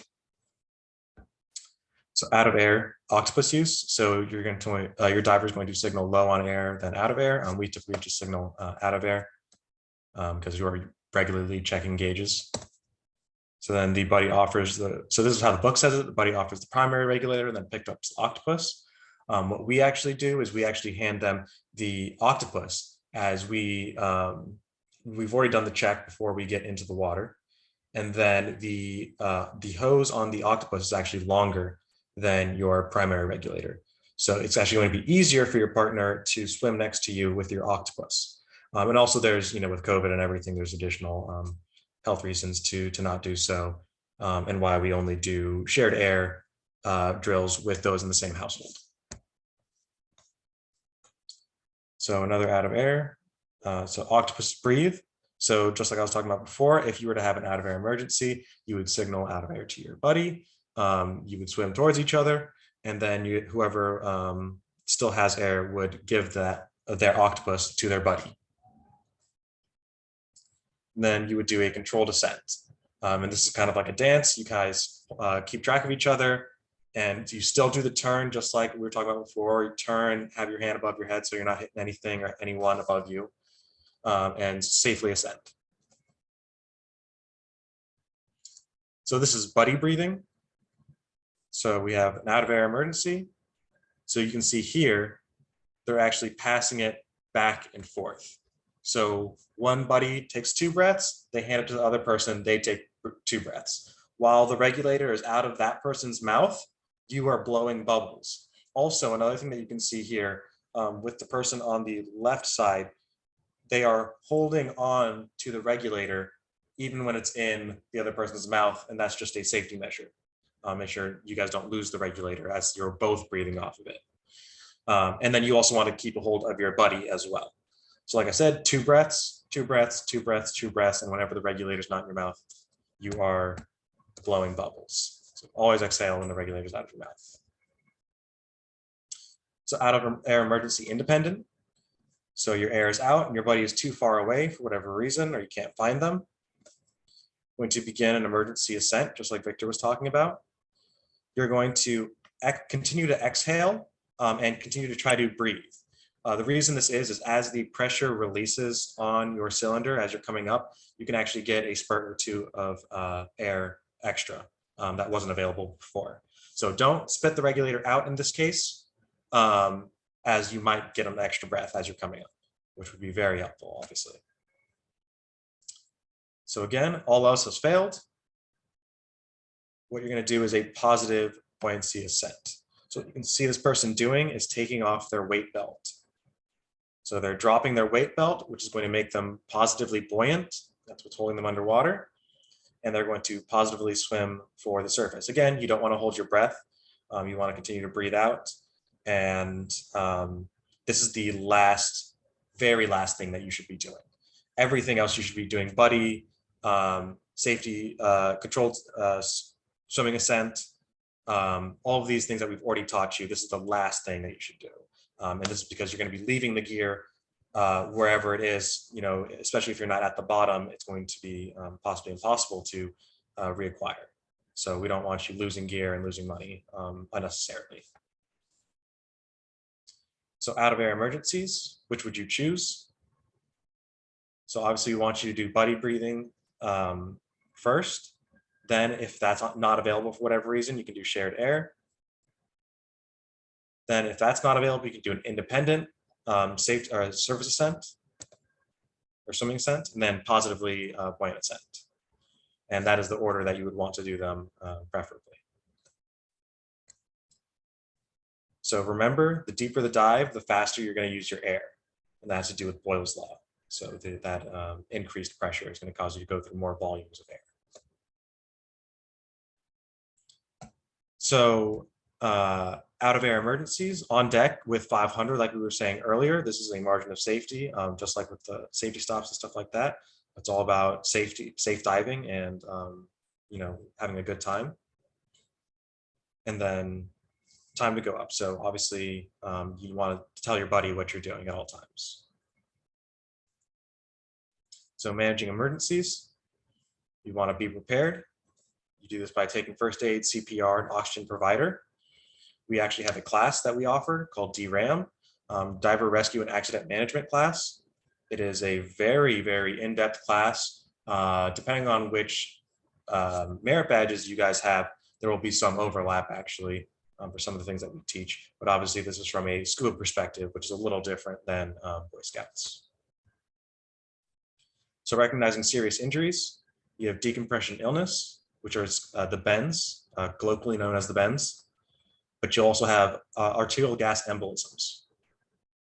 So some signs and symptoms of these are going to be ill feeling, joint pain. This is in order of statistically what most people feel when they are have decompression illness. So ill feeling, joint pain, visual problems, coughing and choking, progressively worse, unconscious, labored breathing, loss of sight, bloody froth, heart stop. So obviously these are some very serious medical issues, which is why there are some safety concerns with scuba diving, and why we always tell you plan your dive your plan, and you know, never hold your breath. You know, it's why we go over all these different rules to keep you safe, and also why we have the safety stop at 15 feet. So marine life injuries, you have stings, cuts, abrasions, and punctures. So first thing you want to do, just like with any emergency, scene safety, you don't want to become a victim as well. ABCs or CABs, depending on which curriculum you're going under, airway, breathing, and circulation, or basic life support. Calm and reassure the person. Hot water can denature a lot of the harmful proteins and venoms and bacteria that are present. Vinegar can do a similar thing through pH levels, deactivating things, and then involving medical assistance if necessary. So calling for help. So first of all, you're going to need to recognize the need, call rescue and begin first aid. And then with medical help, you can take to a trauma center, dial 911, using a cell phone, stay on the line, provide full location and information. If unsure, call the Divers Alert Network, known as DAN. So this is a network that is invaluable to scuba divers. We get insurance through them actually, but they have hotlines that you can call even without insurance. They will help you with any dive emergency. They will help you find out which place to go to, where hyperbaric chambers are, doctors, anything you would need. They are very, very helpful. So dive planning. So like I said, there are many things that are going to be factored into planning a dive. So like Gabrielle was mentioning before, we kind of plan where we're going to go, but we don't always go there. And this is why. So something to factor for: health, climate, travel, and weather.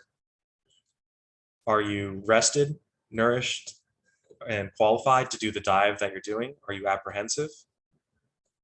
And then advanced planning: why, who, where, when, and how. So obviously some of these trips, especially if you're going abroad, are a little more involved, unless you're going to like a resort or something where it's all inclusive. But in a lot of these places, you're gonna have to do a little more work, talk to people. We even have a Facebook group and a couple, there's websites and all kinds of things, resources to help you plan these things out. Gabrielle's obviously the most experienced one here with abroad scuba diving. So she obviously has tons of advice and stories and information that she can help you out with. All kinds of questions you can imagine. So preparation, you want equipment and a buddy. Like I said, there's also sites to help you find buddies if you don't have someone, but I don't think that will be a problem for anyone here. And then on site, weather / conditions, dive profile. So sometimes, especially when we're bringing out new students, we don't want anything with bad visibility. So we're not going to take you anywhere that you're not going to be able to see anything. That's not going to be fun for you. And it's going to be stressful. Okay, so on to the fun part. So this is easily the most important thing we're going to teach you, learning the dive tables. So we're just going to kind of give you a basic overview of the dive tables right now. So I want everyone to go ahead and take your dive tables out. I want you to look at them with me while we go over all of this. So let's just start with the start here, essentially. So we got table A. This is going to be a single dive. Table B is your surface credit or surface interval. And then table C is used for your next dive. So some other things that I want you all to look at, because I don't think a lot of people really read this table unless we prompt them to. They just use the tables. So I want you to read all of the information on this page with me. So, there's a lot of, I unfortunately can't read this because it's a little bit too small for me. But I do want to point out some important features about these tables and graphs.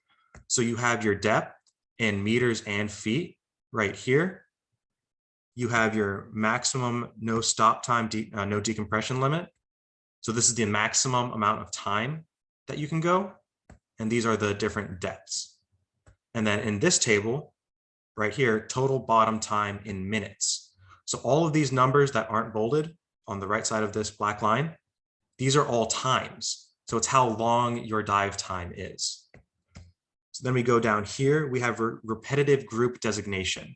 We'll get into the details about, about what that is, but we'll be using those to help make our calculations. So then we go down to here, this is our surface credit, surface interval. This is how long we stay on the surface. So between the dives, between the first dive and the second dive. So this is how long you stay on the surface between the dives. And the longer you stay on the surface, the further up into the lower repetitive groups you go. And that's because of off-gassing. And then over here, the big thing I want to point out, also over here, before we go on to table C, I actually want to point out one more thing about table B. It's this little bit right down here. Maximum time at the bottom, minimum time at the top, maximum time at the top, minimum time at the bottom. This is going to be important for a couple of the questions we're going to ask you in regards to dive tables. So basically, one of the things I'm trying to let you see, there's a lot of information on here that will help you decipher what we're asking for, from total bottom time to maximum, minimum, in hours and minutes, stuff like that. And then finally, in table C, just like with table A, we have depths, except for this time it's going across instead of up and down. So these are our depths right here. And then down here, to explain these squares, I want you to look at the bottom right here. So at the top, you have your residual nitrogen time, which is considered called your depth time. And then at the bottom, it's your maximum bottom time. So think about bottom number, maximum bottom time. And this will make more sense as we start to go through the examples, but I just wanted to point out some of the details of this table that are helpful. So our bottom time, so how we use those numbers within the tables, it's going to start right here. So right when you descend into the water, so as soon as you give that thumb down and you descend into the water, that is when it starts. You go down to whatever you want to see, you come back up, and it stops when you start your safety stop. So starts when you go underwater, stops when you get to your safety stop. So it'll show you ends right here. So as you start your safety stop, that is the end of your dive time, or your bottom time. So planning a dive. So what I want you guys to do is I want you to look at your table and I want you to tell me how long can you stay at 50 feet?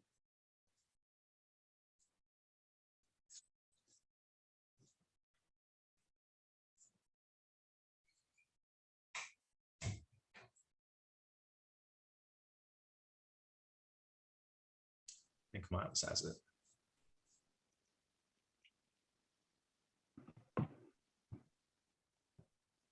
Is it 80 minutes? Anyone else get that? Yep. Awesome. Very good. Does anyone not see that? All right, very good. So table A tells you it's 80 minutes. So how long can we stay at 80 feet?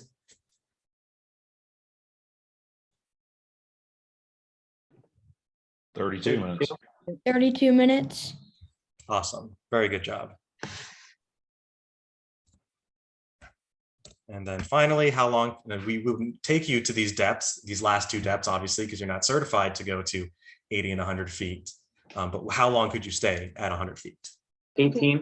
18 minutes. Very good. Very good. I think you guys got that. Hey, Ronnie, Yes. it's saying staying at 100 feet, but your previous graph said that the time starts once you start going down.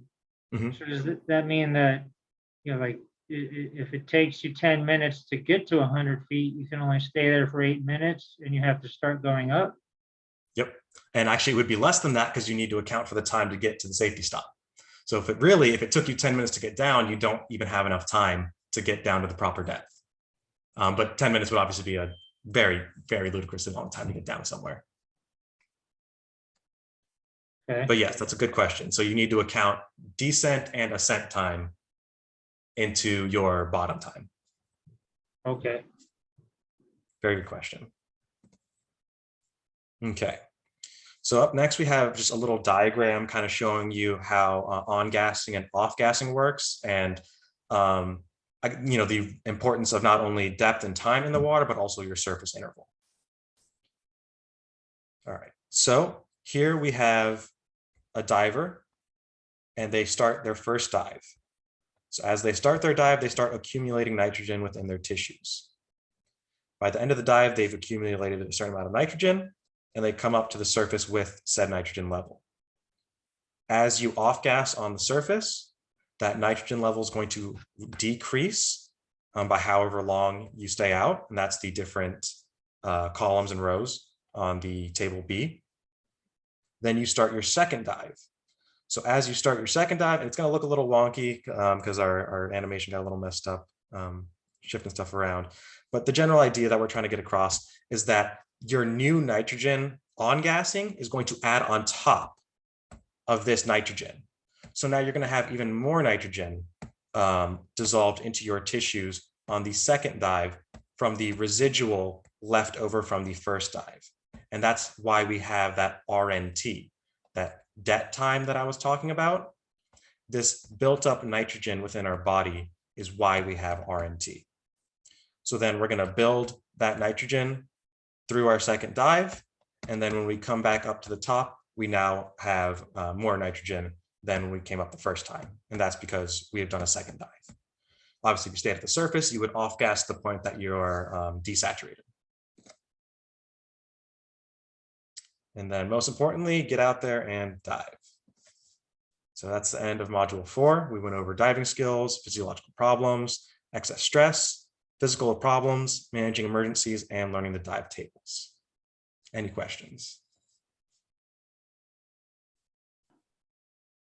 Okay. What am I looking at in table C? Okay, That's so the amount table of time C, that I have to stay above? Or table that's B. for the redive, right? Yes. So table B is how long you stay at the surface. So that's why it's called the surface interval or surface credit. Table C is for your second dive, and it's actually also used for repetitive dives, but we will go over that towards the end of dive tables, not today. Okay. And then I guess I can also go ahead and just mention this while we're here. If you turn it over, you also have a table D. We call it table D for dummies because that's a decompression stop. And we should not be doing decompression stops for recreational diving. If you're doing a decompression stop in recreational diving, you've messed up, you've not paid attention, or you've had an emergency situation. And then we'll go into the details of how to use table D later with some examples. But if there's no further questions about the basics, we can probably start going through module 5.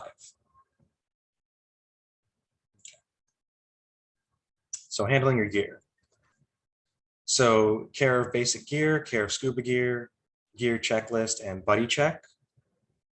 Here's actually a common problem that we have. There was actually a previous picture where you could kind of see it on one of the guys. The cylinder was very low.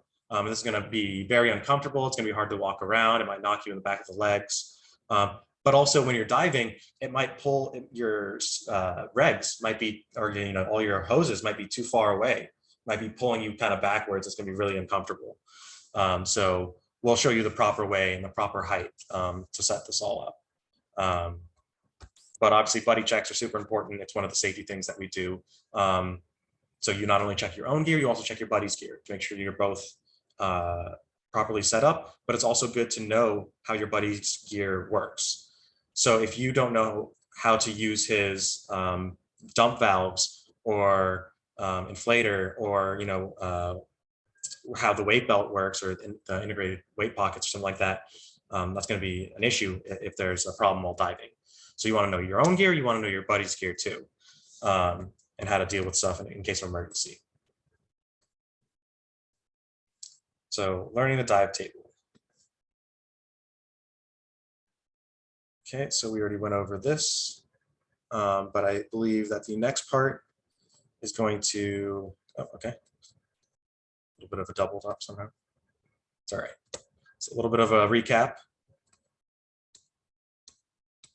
Sorry about that. I threw this together kind of at the last minute and added this. So you can just jump to when okay, here's the better animation. Yeah, I was like, I knew that it was working. That's so strange. So okay. Yeah, so this is how that previous animation was supposed to look. So you on gas for your first dive, you off gas at the surface, you on gas for your second dive, and then you would off gas again, obviously. And then basically you don't want this nitrogen to become too excessive, because then Henry's law is going to allow it to bubble out of your system and cause problems. So decompression theory and dive tables. So dive planning, reducing risk for decompression sickness, called the bends colloquially, nitrogen saturation, which is what causes those issues, the use of the dive tables, and dive computers. And we use SEI dive tables, air tables. The different companies are not interchangeable. So if you were to Google air tables, you're not going to find these ones most likely. So make sure you are using our air tables, SEI air tables. They put a lot of time, money, research into these tables. They change them all the time. Just a year or two ago, they released a new table that changed some numbers around and perfected things a little bit more. So they're constantly working on it. So make sure you have up-to-date information that you're using to make your plans. This is really important stuff. So definitions and rules. Bottom time starts at surface and ends at safety stop. And by the way, sorry to interrupt, Ronnie. For those of you who are following along in the classroom notes workbook, this is on page 15. If you are the kind of person who likes to take notes and follow along, because he's going to throw a bunch of definitions at you. Yeah, this is a long list. So I'll give you a second to get that ready. Okay. So required decompression diving is too deep and too long. So that's why we called table D for dummies, because you messed up. Recreational is no required stops diving. We do the safety stop as a conservative safety measure. SEI diving limits, like we went over, are 50 for 80 minutes, 50 feet for 80 minutes, 80 feet for 32 minutes, and 100 feet for 18 minutes. If in between, this is really important, if in between, go to the next greater time or depth. Don't round down, never round down, because then you're not being safe. These tables were made for very specific numbers for a reason. So if you try to round down, you are now taking away the safety that the tables inherently put in. So always round up to be conservative. Ascent rate no faster than 30 feet per minute. We say hand over hand. It's really, really slow, like really slow. So for me, I actually have to kind of keep like a conscious effort to make sure I'm not going too fast up. And I have to really keep an eye on the surface or on something next to me to know, you know, how fast I'm going up. You can look at your bubbles too. That's an easy way to look at it. But yes, it's going to feel a lot slower than you expect. We'll go over that in person, obviously. And it's slower than your bubbles, or other agencies will teach you go the speed of your bubbles. It's slower than your bubbles. Feels So really for good. high altitude diving, reduce your times and depths. This is because of the difference in pressure from being higher up in the altitude. Flying after diving, wait 12 to 24 hours. So 12 if you're just doing, you know, just a couple dives here and there. 24 if you're doing multiple days of excessive diving. You want, you know, full time to off gas everything. This is what I was trying to talk to you about before.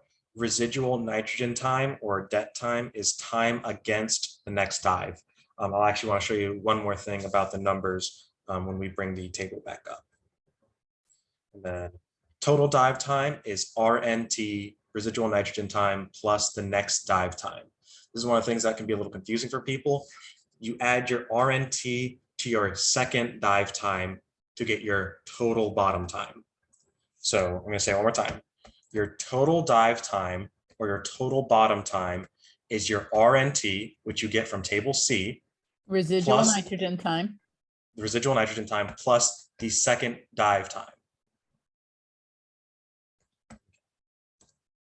And then safety stop should end all dives for 3 minutes at 15 feet. And repetitive dives count for previous dives that day. So if you're, you know, whenever we start a dive on first dive of the day, we are A divers.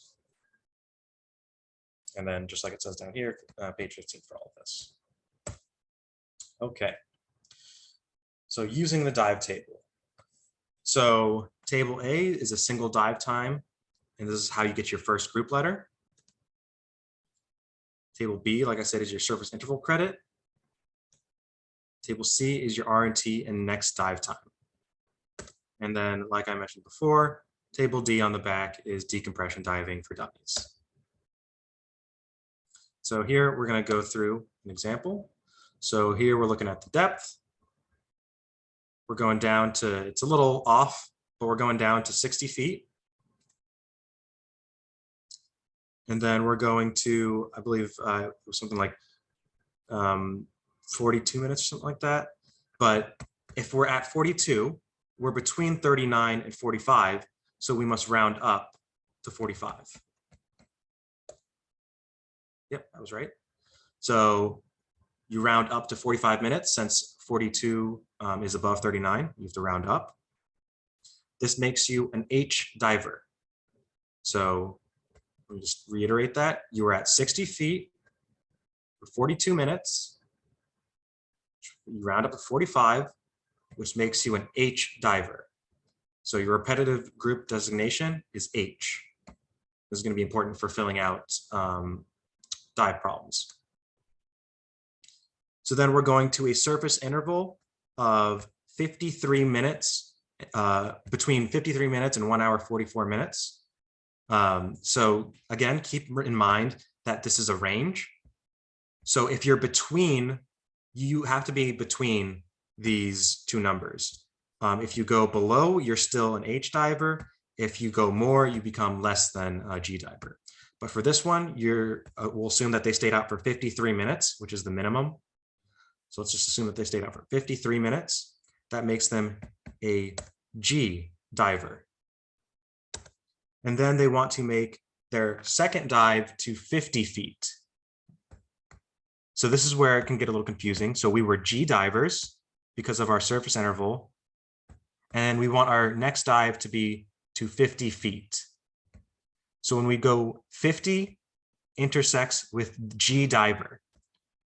So one of the things that we highly recommend is a ruler to help you line everything up. Unfortunately, we did not do such a great job, but we will fix that next time. So, oops, sorry about that. Let me go back real quick. So we come to this square right here, which is 49 and 31. 49 is your residual nitrogen time. That is the time you would add to your actual bottom time for your second dive. 31 is your maximum amount of time you could spend on your second dive at this depth. So I know that can be a little confusing, but it will make more sense as you practice it. So this is basically just what I was showing you. Okay, so it was an hour surface interval for the actual question, but you started out as an H, you spent an hour surface interval, you went to G, and then you got an RNT of 40, I think it was supposed to be 49, and then a maximum bottom time of 31 minutes. And this is no decompression time, so you're not going to table D. And then just to show you, oh, okay, that's where I was getting confused. So you take the, so yeah, this was supposed to be 49. So 80 minus 49 gives you the 31 maximum time. So if you remember, 80 is the maximum time. If you look at table A, this is your maximum time you could possibly have. You had an RNT, a residual nitrogen time of 49. So that's what we mean by a det time. This previous, the dive that you did here has a det time of 49 minutes, which means the most amount of time you could spend at 50 feet is 31 minutes. Okay, and then here's a dive table on paper. So like I was saying before, you would start off as an A diver right here. You would put your depth, time, RNT, actual bottom, sorry, residual nitrogen time, actual bottom time, total bottom time. And then this is a 3 dive problem that we're looking at right now. So you start as A, you do your dive, you come up, you do your surface interval. You do your dive, you come up, you do your surface interval. Do your dive, come up, surface interval. And then this is where you do all the calculations on times and whatnot. Okay. So for this one, we're going to have you guys work through this.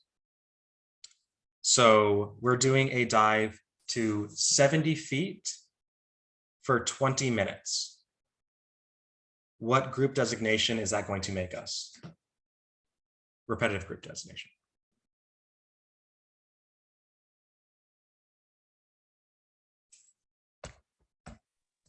E or echo.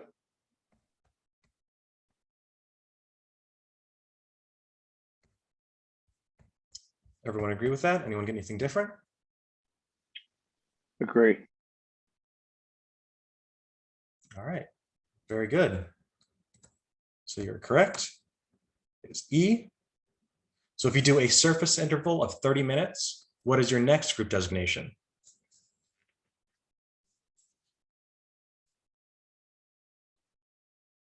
Tom? Still E. Back in E. Very good. Very good. So as long as you're within 10 and 52, it is still the same group designation. So then if we want our second dive to 50 feet, what's going to be our RNT?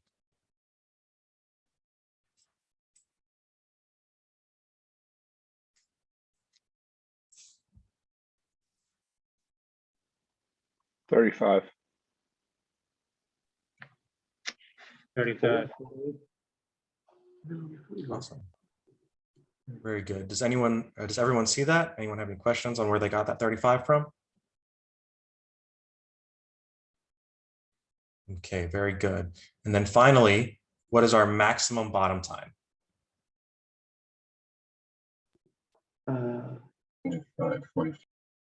45 minutes. Awesome.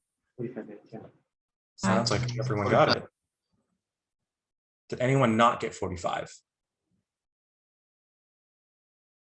All right, great job on the first one then. So 45 minutes maximum bottom time. Very good. And then, yeah, we start as A diver. Okay, so problem C. First dive is 80 feet for 30 minutes. What is our group designation? It's H. Everyone else get that?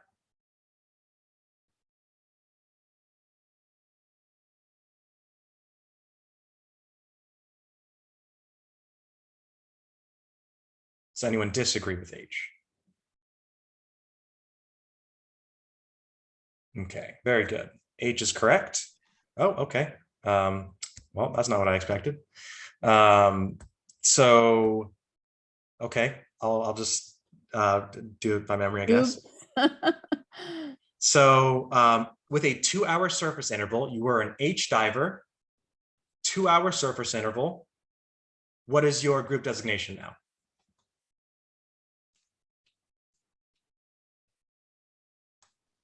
F. F. Awesome, very good. What's going to be your RNT for 70 feet? 29. You guys getting the hang of it? Everyone get 29?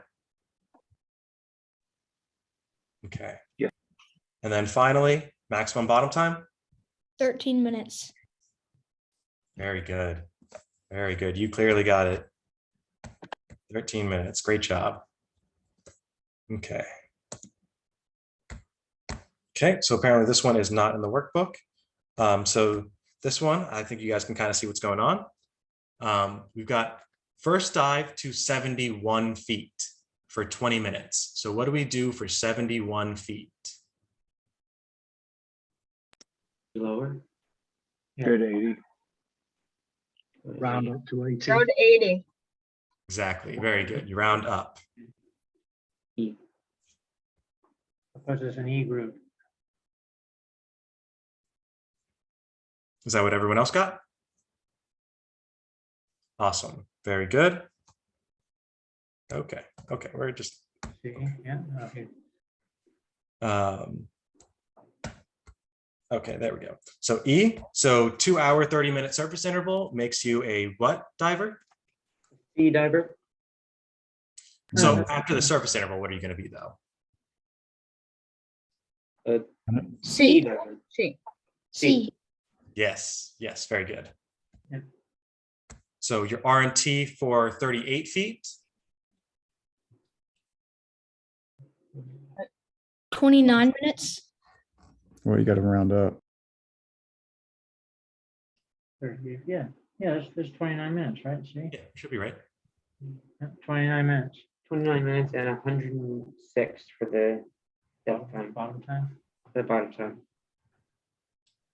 Okay, it sounds like most of you got it. Seems like there was a little bit of confusion though. So does everyone see how we got a residual nitrogen time of 29 and a maximum bottom time of 106? Okay, good stuff. So let's go look at this real quick. So you were right, E, 2.5 hours makes you a C, 29 RNT with a maximum bottom time of 106. Great job, you guys. Was there a question? Yeah, it just kind of makes sense. Like if you do the deep dive first, then you can spend more time on the shallow dive. Exactly, and we're gonna go over a problem like that actually. So very well put. Okay, let me just. I guess I'll just not click it. So first dive to 40 feet for 1 hour makes you a what diver? H. G. Yeah, you're right. So is it H or G? H. 40 foot for 60 minutes. So you go to 63. So now you're there. You're G. We need a ruler. Yeah, I'm just typing it because I don't have a ruler. Okay, so it's G. G. I'm hearing different answers. So I say it's G. We changed from H to G. E. G. E. there we go. There we go. Okay, great job. Great job, you guys. Okay, so you're a G diver and you have a surface interval of 50 minutes, which makes you a what diver? G. G. Very good. Your RNT is what? 29. Which means your maximum bottom choice or bottom time is 3. 3 minutes. That's not really. Oh, wow. So this is kind of what we were just talking about, the reverse problem. So typically we do our deepest dive first, but this one we have our deeper dive second. And you can see that only gives us 3 minutes of bottom time. And like we were talking about earlier, 3 minutes is not enough time to swim down to 80 feet, not safely at least. So this isn't really an option. So what could you do instead? Stay at the surface longer. Very good. You could increase Go the to surface 80 interval. feet first. That's an even better one. Exactly. So you do the deeper dive first, and then you do the shallower dives later.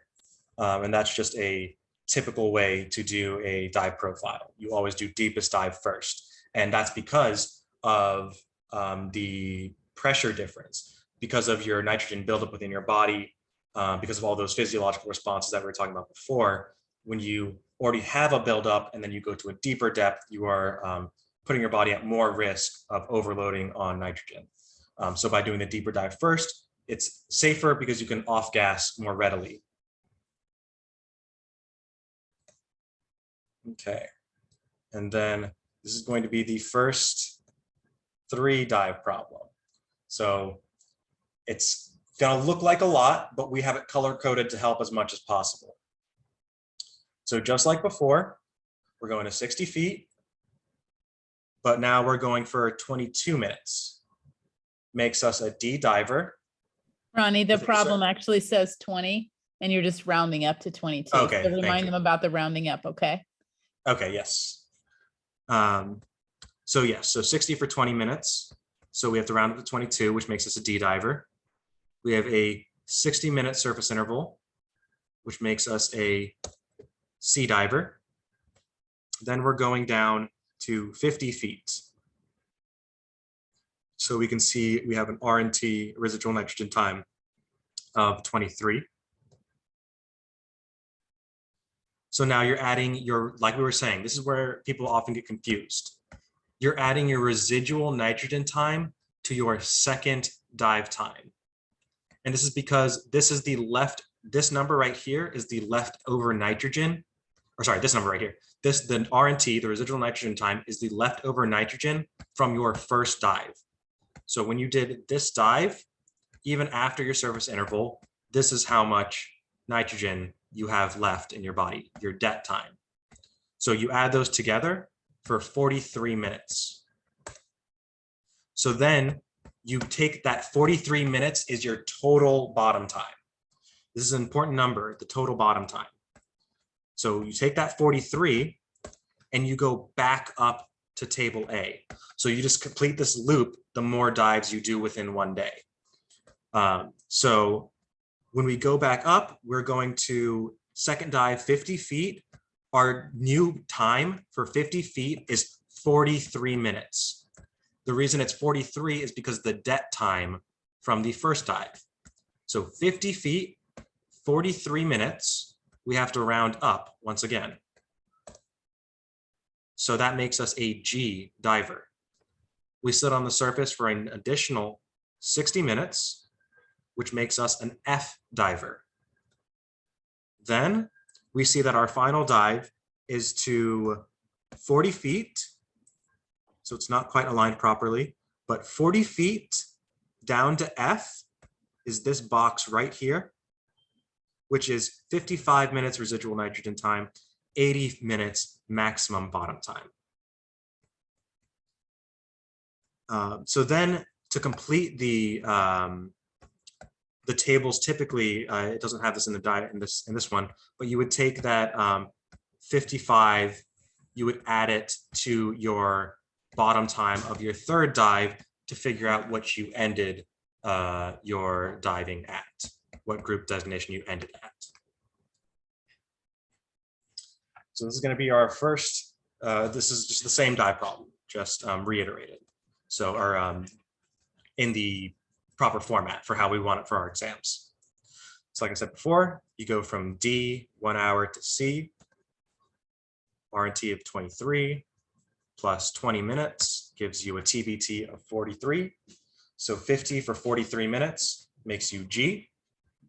1 hour brings you down to F. R&T of 55. You have a max bottom time of 80 minutes. And typically we would have an extra bubble in here in which you would end your group designation. And I assume this is an end designation, since it's the end of the table. Okay, now we want you guys to do it. And this is the second to last problem of the night, unless there's no problem on the last slide. So first dive is 78 feet for 27 minutes. I'm just going to go ahead and assume that I can't click forward. So go ahead and just tell me out loud. Actually, Ronnie, what works best here, I know you haven't done a lot of these, is what works best is let them work through this problem on their own right now. Right? Because you just walk them through. Now let them each individually try to solve this, because you just walked through an entire problem, right? Do you not want me to read it? Oh, no, read it out loud, Okay. but then let them individually. Yeah, I was going to. Yeah. Okay. Yeah, I wasn't gonna just go straight into it. I just Okay. wanted to. Yeah, let them- definitely. I always like to read it out loud for sure. Yeah. So 78 feet for okay. First dive, 78 feet for 27 minutes, surface interval of 1 hour. Second dive, 50 feet for 30 minutes, second surface interval of 1 hour, 30 minutes. Third and final dive, 44 feet for how long? Yeah, how long can you stay? And one thing I always like to remind people of is the hardest part is that second dive. Don't forget to add your residual nitrogen time to the actual bottom time of your second dive. Go back up to table A, same depth, new time, because you got that penalty added in, and continue the problem. So yeah, let's let them work through it. And then if everyone will just type in the chat box when you're done, then Raise your we'll know. hand. Yeah, Everyone works. or raise your hand, whichever is easiest. Go for it. Or both, yeah.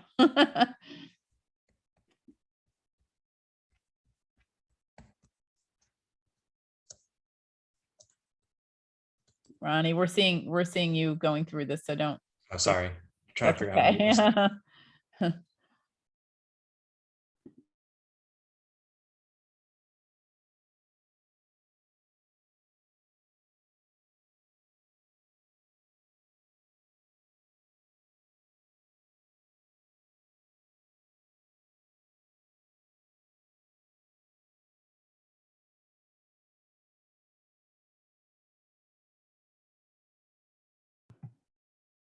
Are we supposed to type the answer in chat once we get it?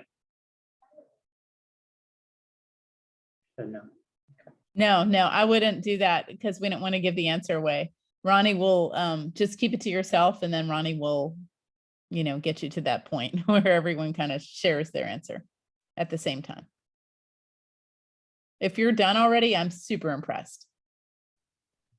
We all kept talking, we just worked through it.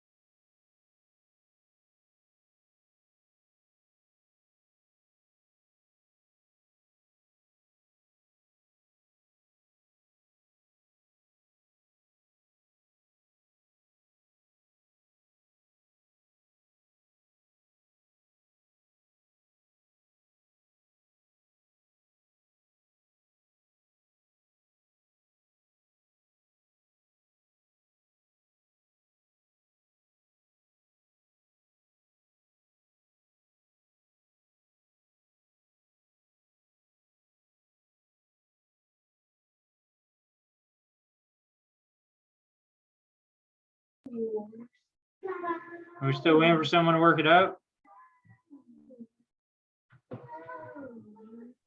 I don't see any hands up. Or has everyone done?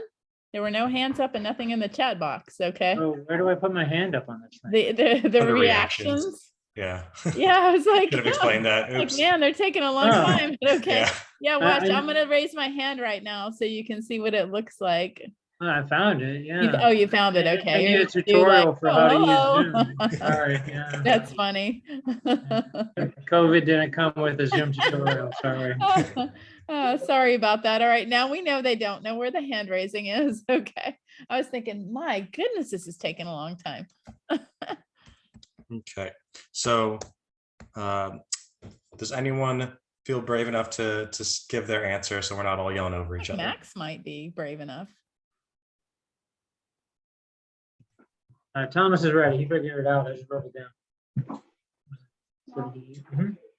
So, the depth is 78 for 27 minutes. That would put you in G group. You would have to sit for an hour. That puts you in F group, and your RNT is 42. Your depth is 50. Your BT is 30. So your TBT is going to be 72. That puts you in K group. You sit for 90 minutes. Then you're in J group. That makes your RNT 83. That puts you at 44 depth. And your BT is going to be 19. Amazing. Very well done. Seems like most of you got that. Any questions? Anyone confused? Wow. Did everyone get that? Okay, I was going to say that never happens. Don't feel bad if you didn't. It's okay. It's totally okay. So what we like to do here is do a little peer teaching. So. And just so you guys can see all of the letters and everything that he said and the numbers, this is everything that he said. If you want to, write that down just for correction, and then I can switch over to an Airtable, and then someone can walk us through how we got all of that. And you know what, Ronnie, this would be a really good place, if you don't mind, to bring up that, where you write it in. Can you write it into the circles and the stuff like it'll be on the test? Remember what we talked about with a sheet of paper and, well, the PDF writing it like we did the other day? I don't know if I could. I mean, I could try. I don't know if I can do both at the same time is the problem. Oh, no, you could go ahead and take it off and then we can walk through it and do that.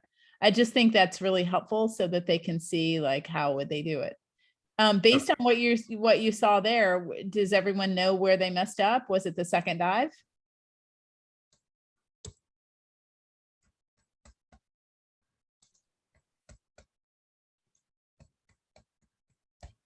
Who got it right first? So while Ronnie's setting up the next part of this, who got it right? Oh, we got 19.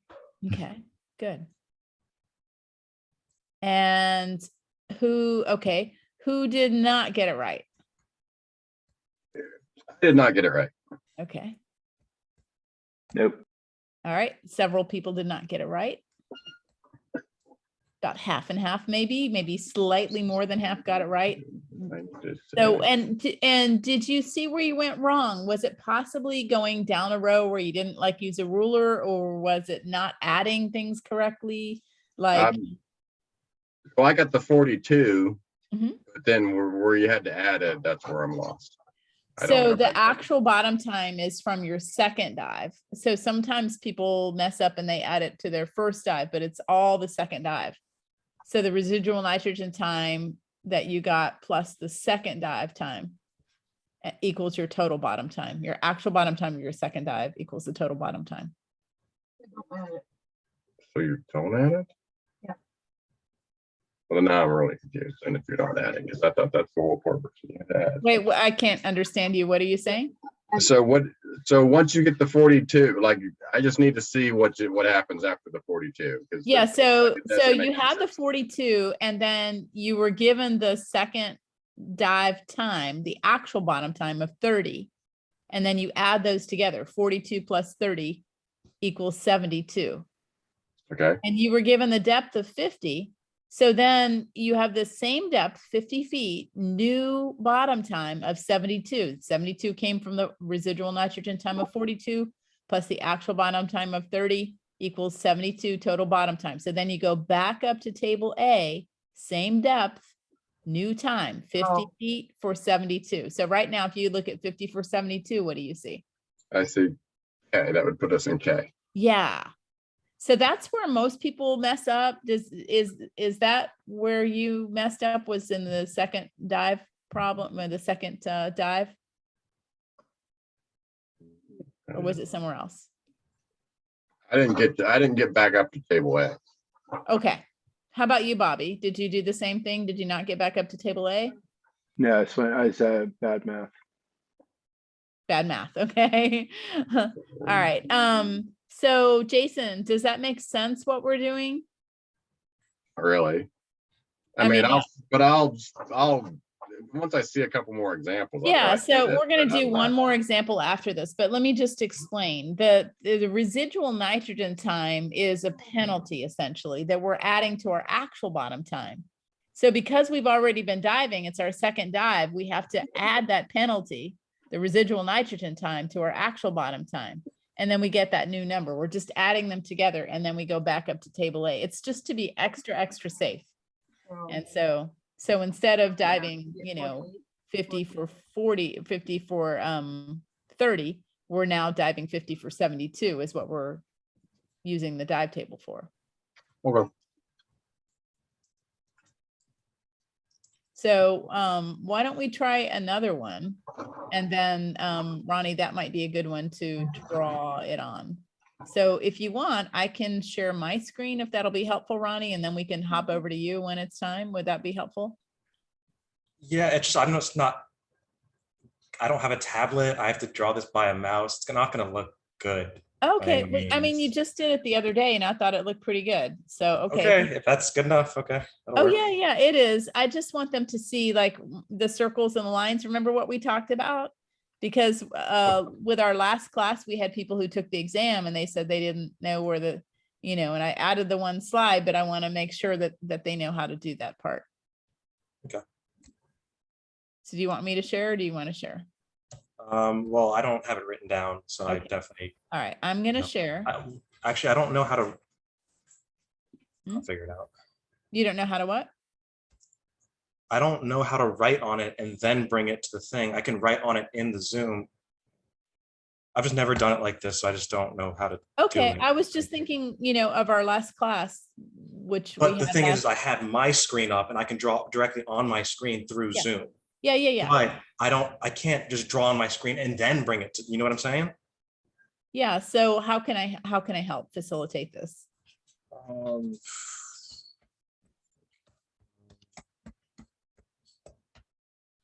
I guess I just have to post both of them. I don't know. I'm getting confused. Okay.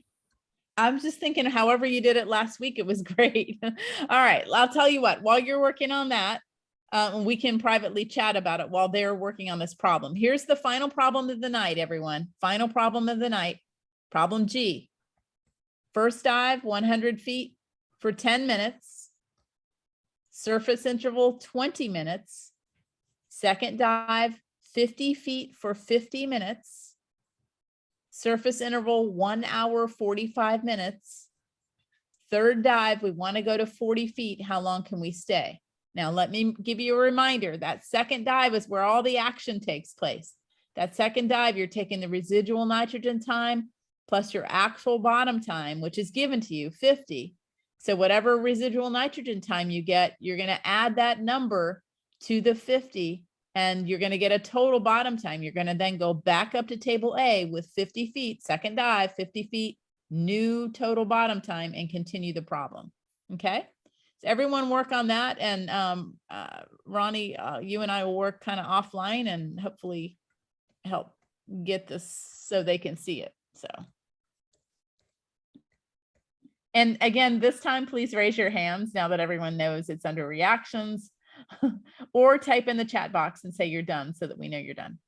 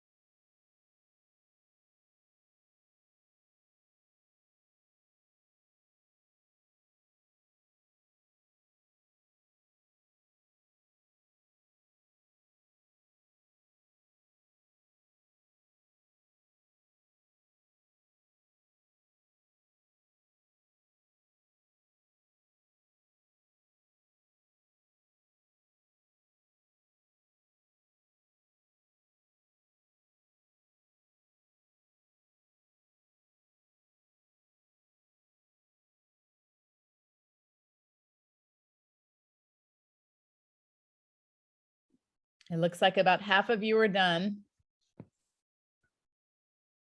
So spend the next 2 minutes or so trying to wrap up those of you who are not done yet.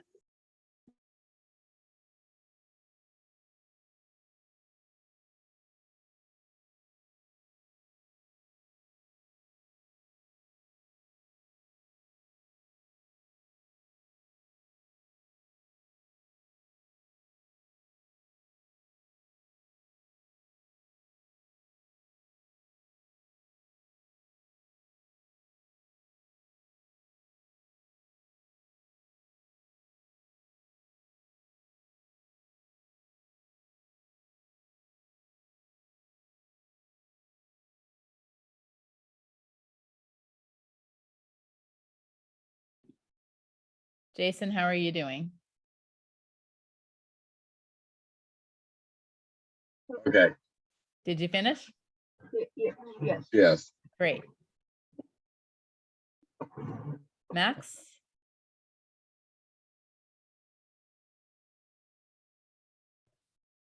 Yes. Finish? Thomas is finished. I'm just checking. But yeah, Okay. So you're both finished? yes. Great. Anyone not finished? Who thinks they got it right? Me. Okay, tell me what you got.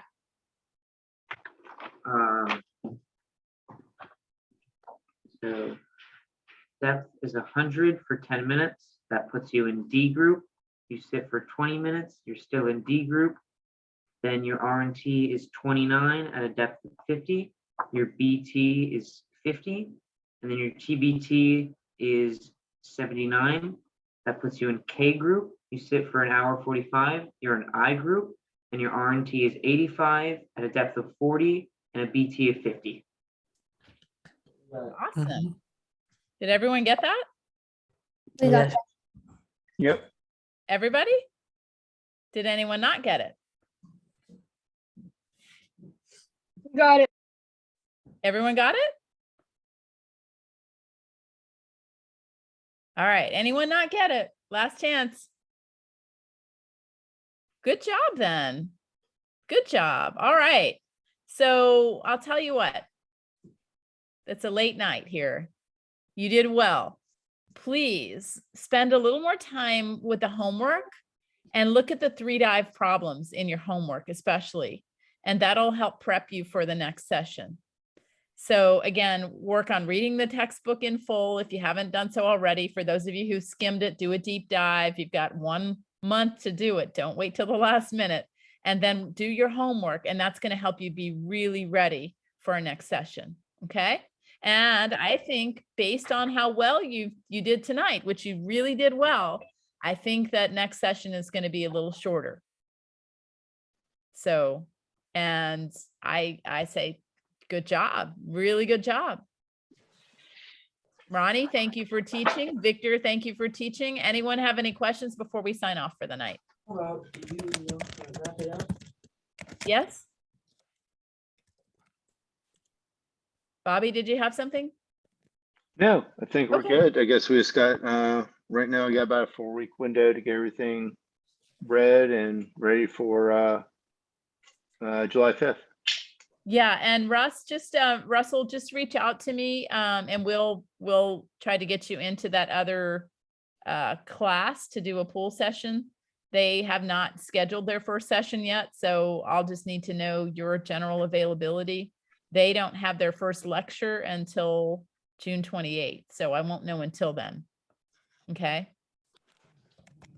But I'm 90% sure we can get you in that class, and so that then you can do the second pool session with everyone else. Okay. All right. Any other questions? Do I see a hand up? Go ahead. Unmute yourself if you have a question.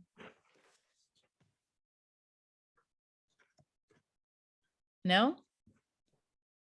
Okay, I thought I saw Jason's son. All right. All right then. Good night, everybody. Thank you. Thank you for being here. Thanks, y'all. All right. Thanks, Thank everyone. you. Night. Thank you. Bye. Good Hey night. guys, great job. Bye.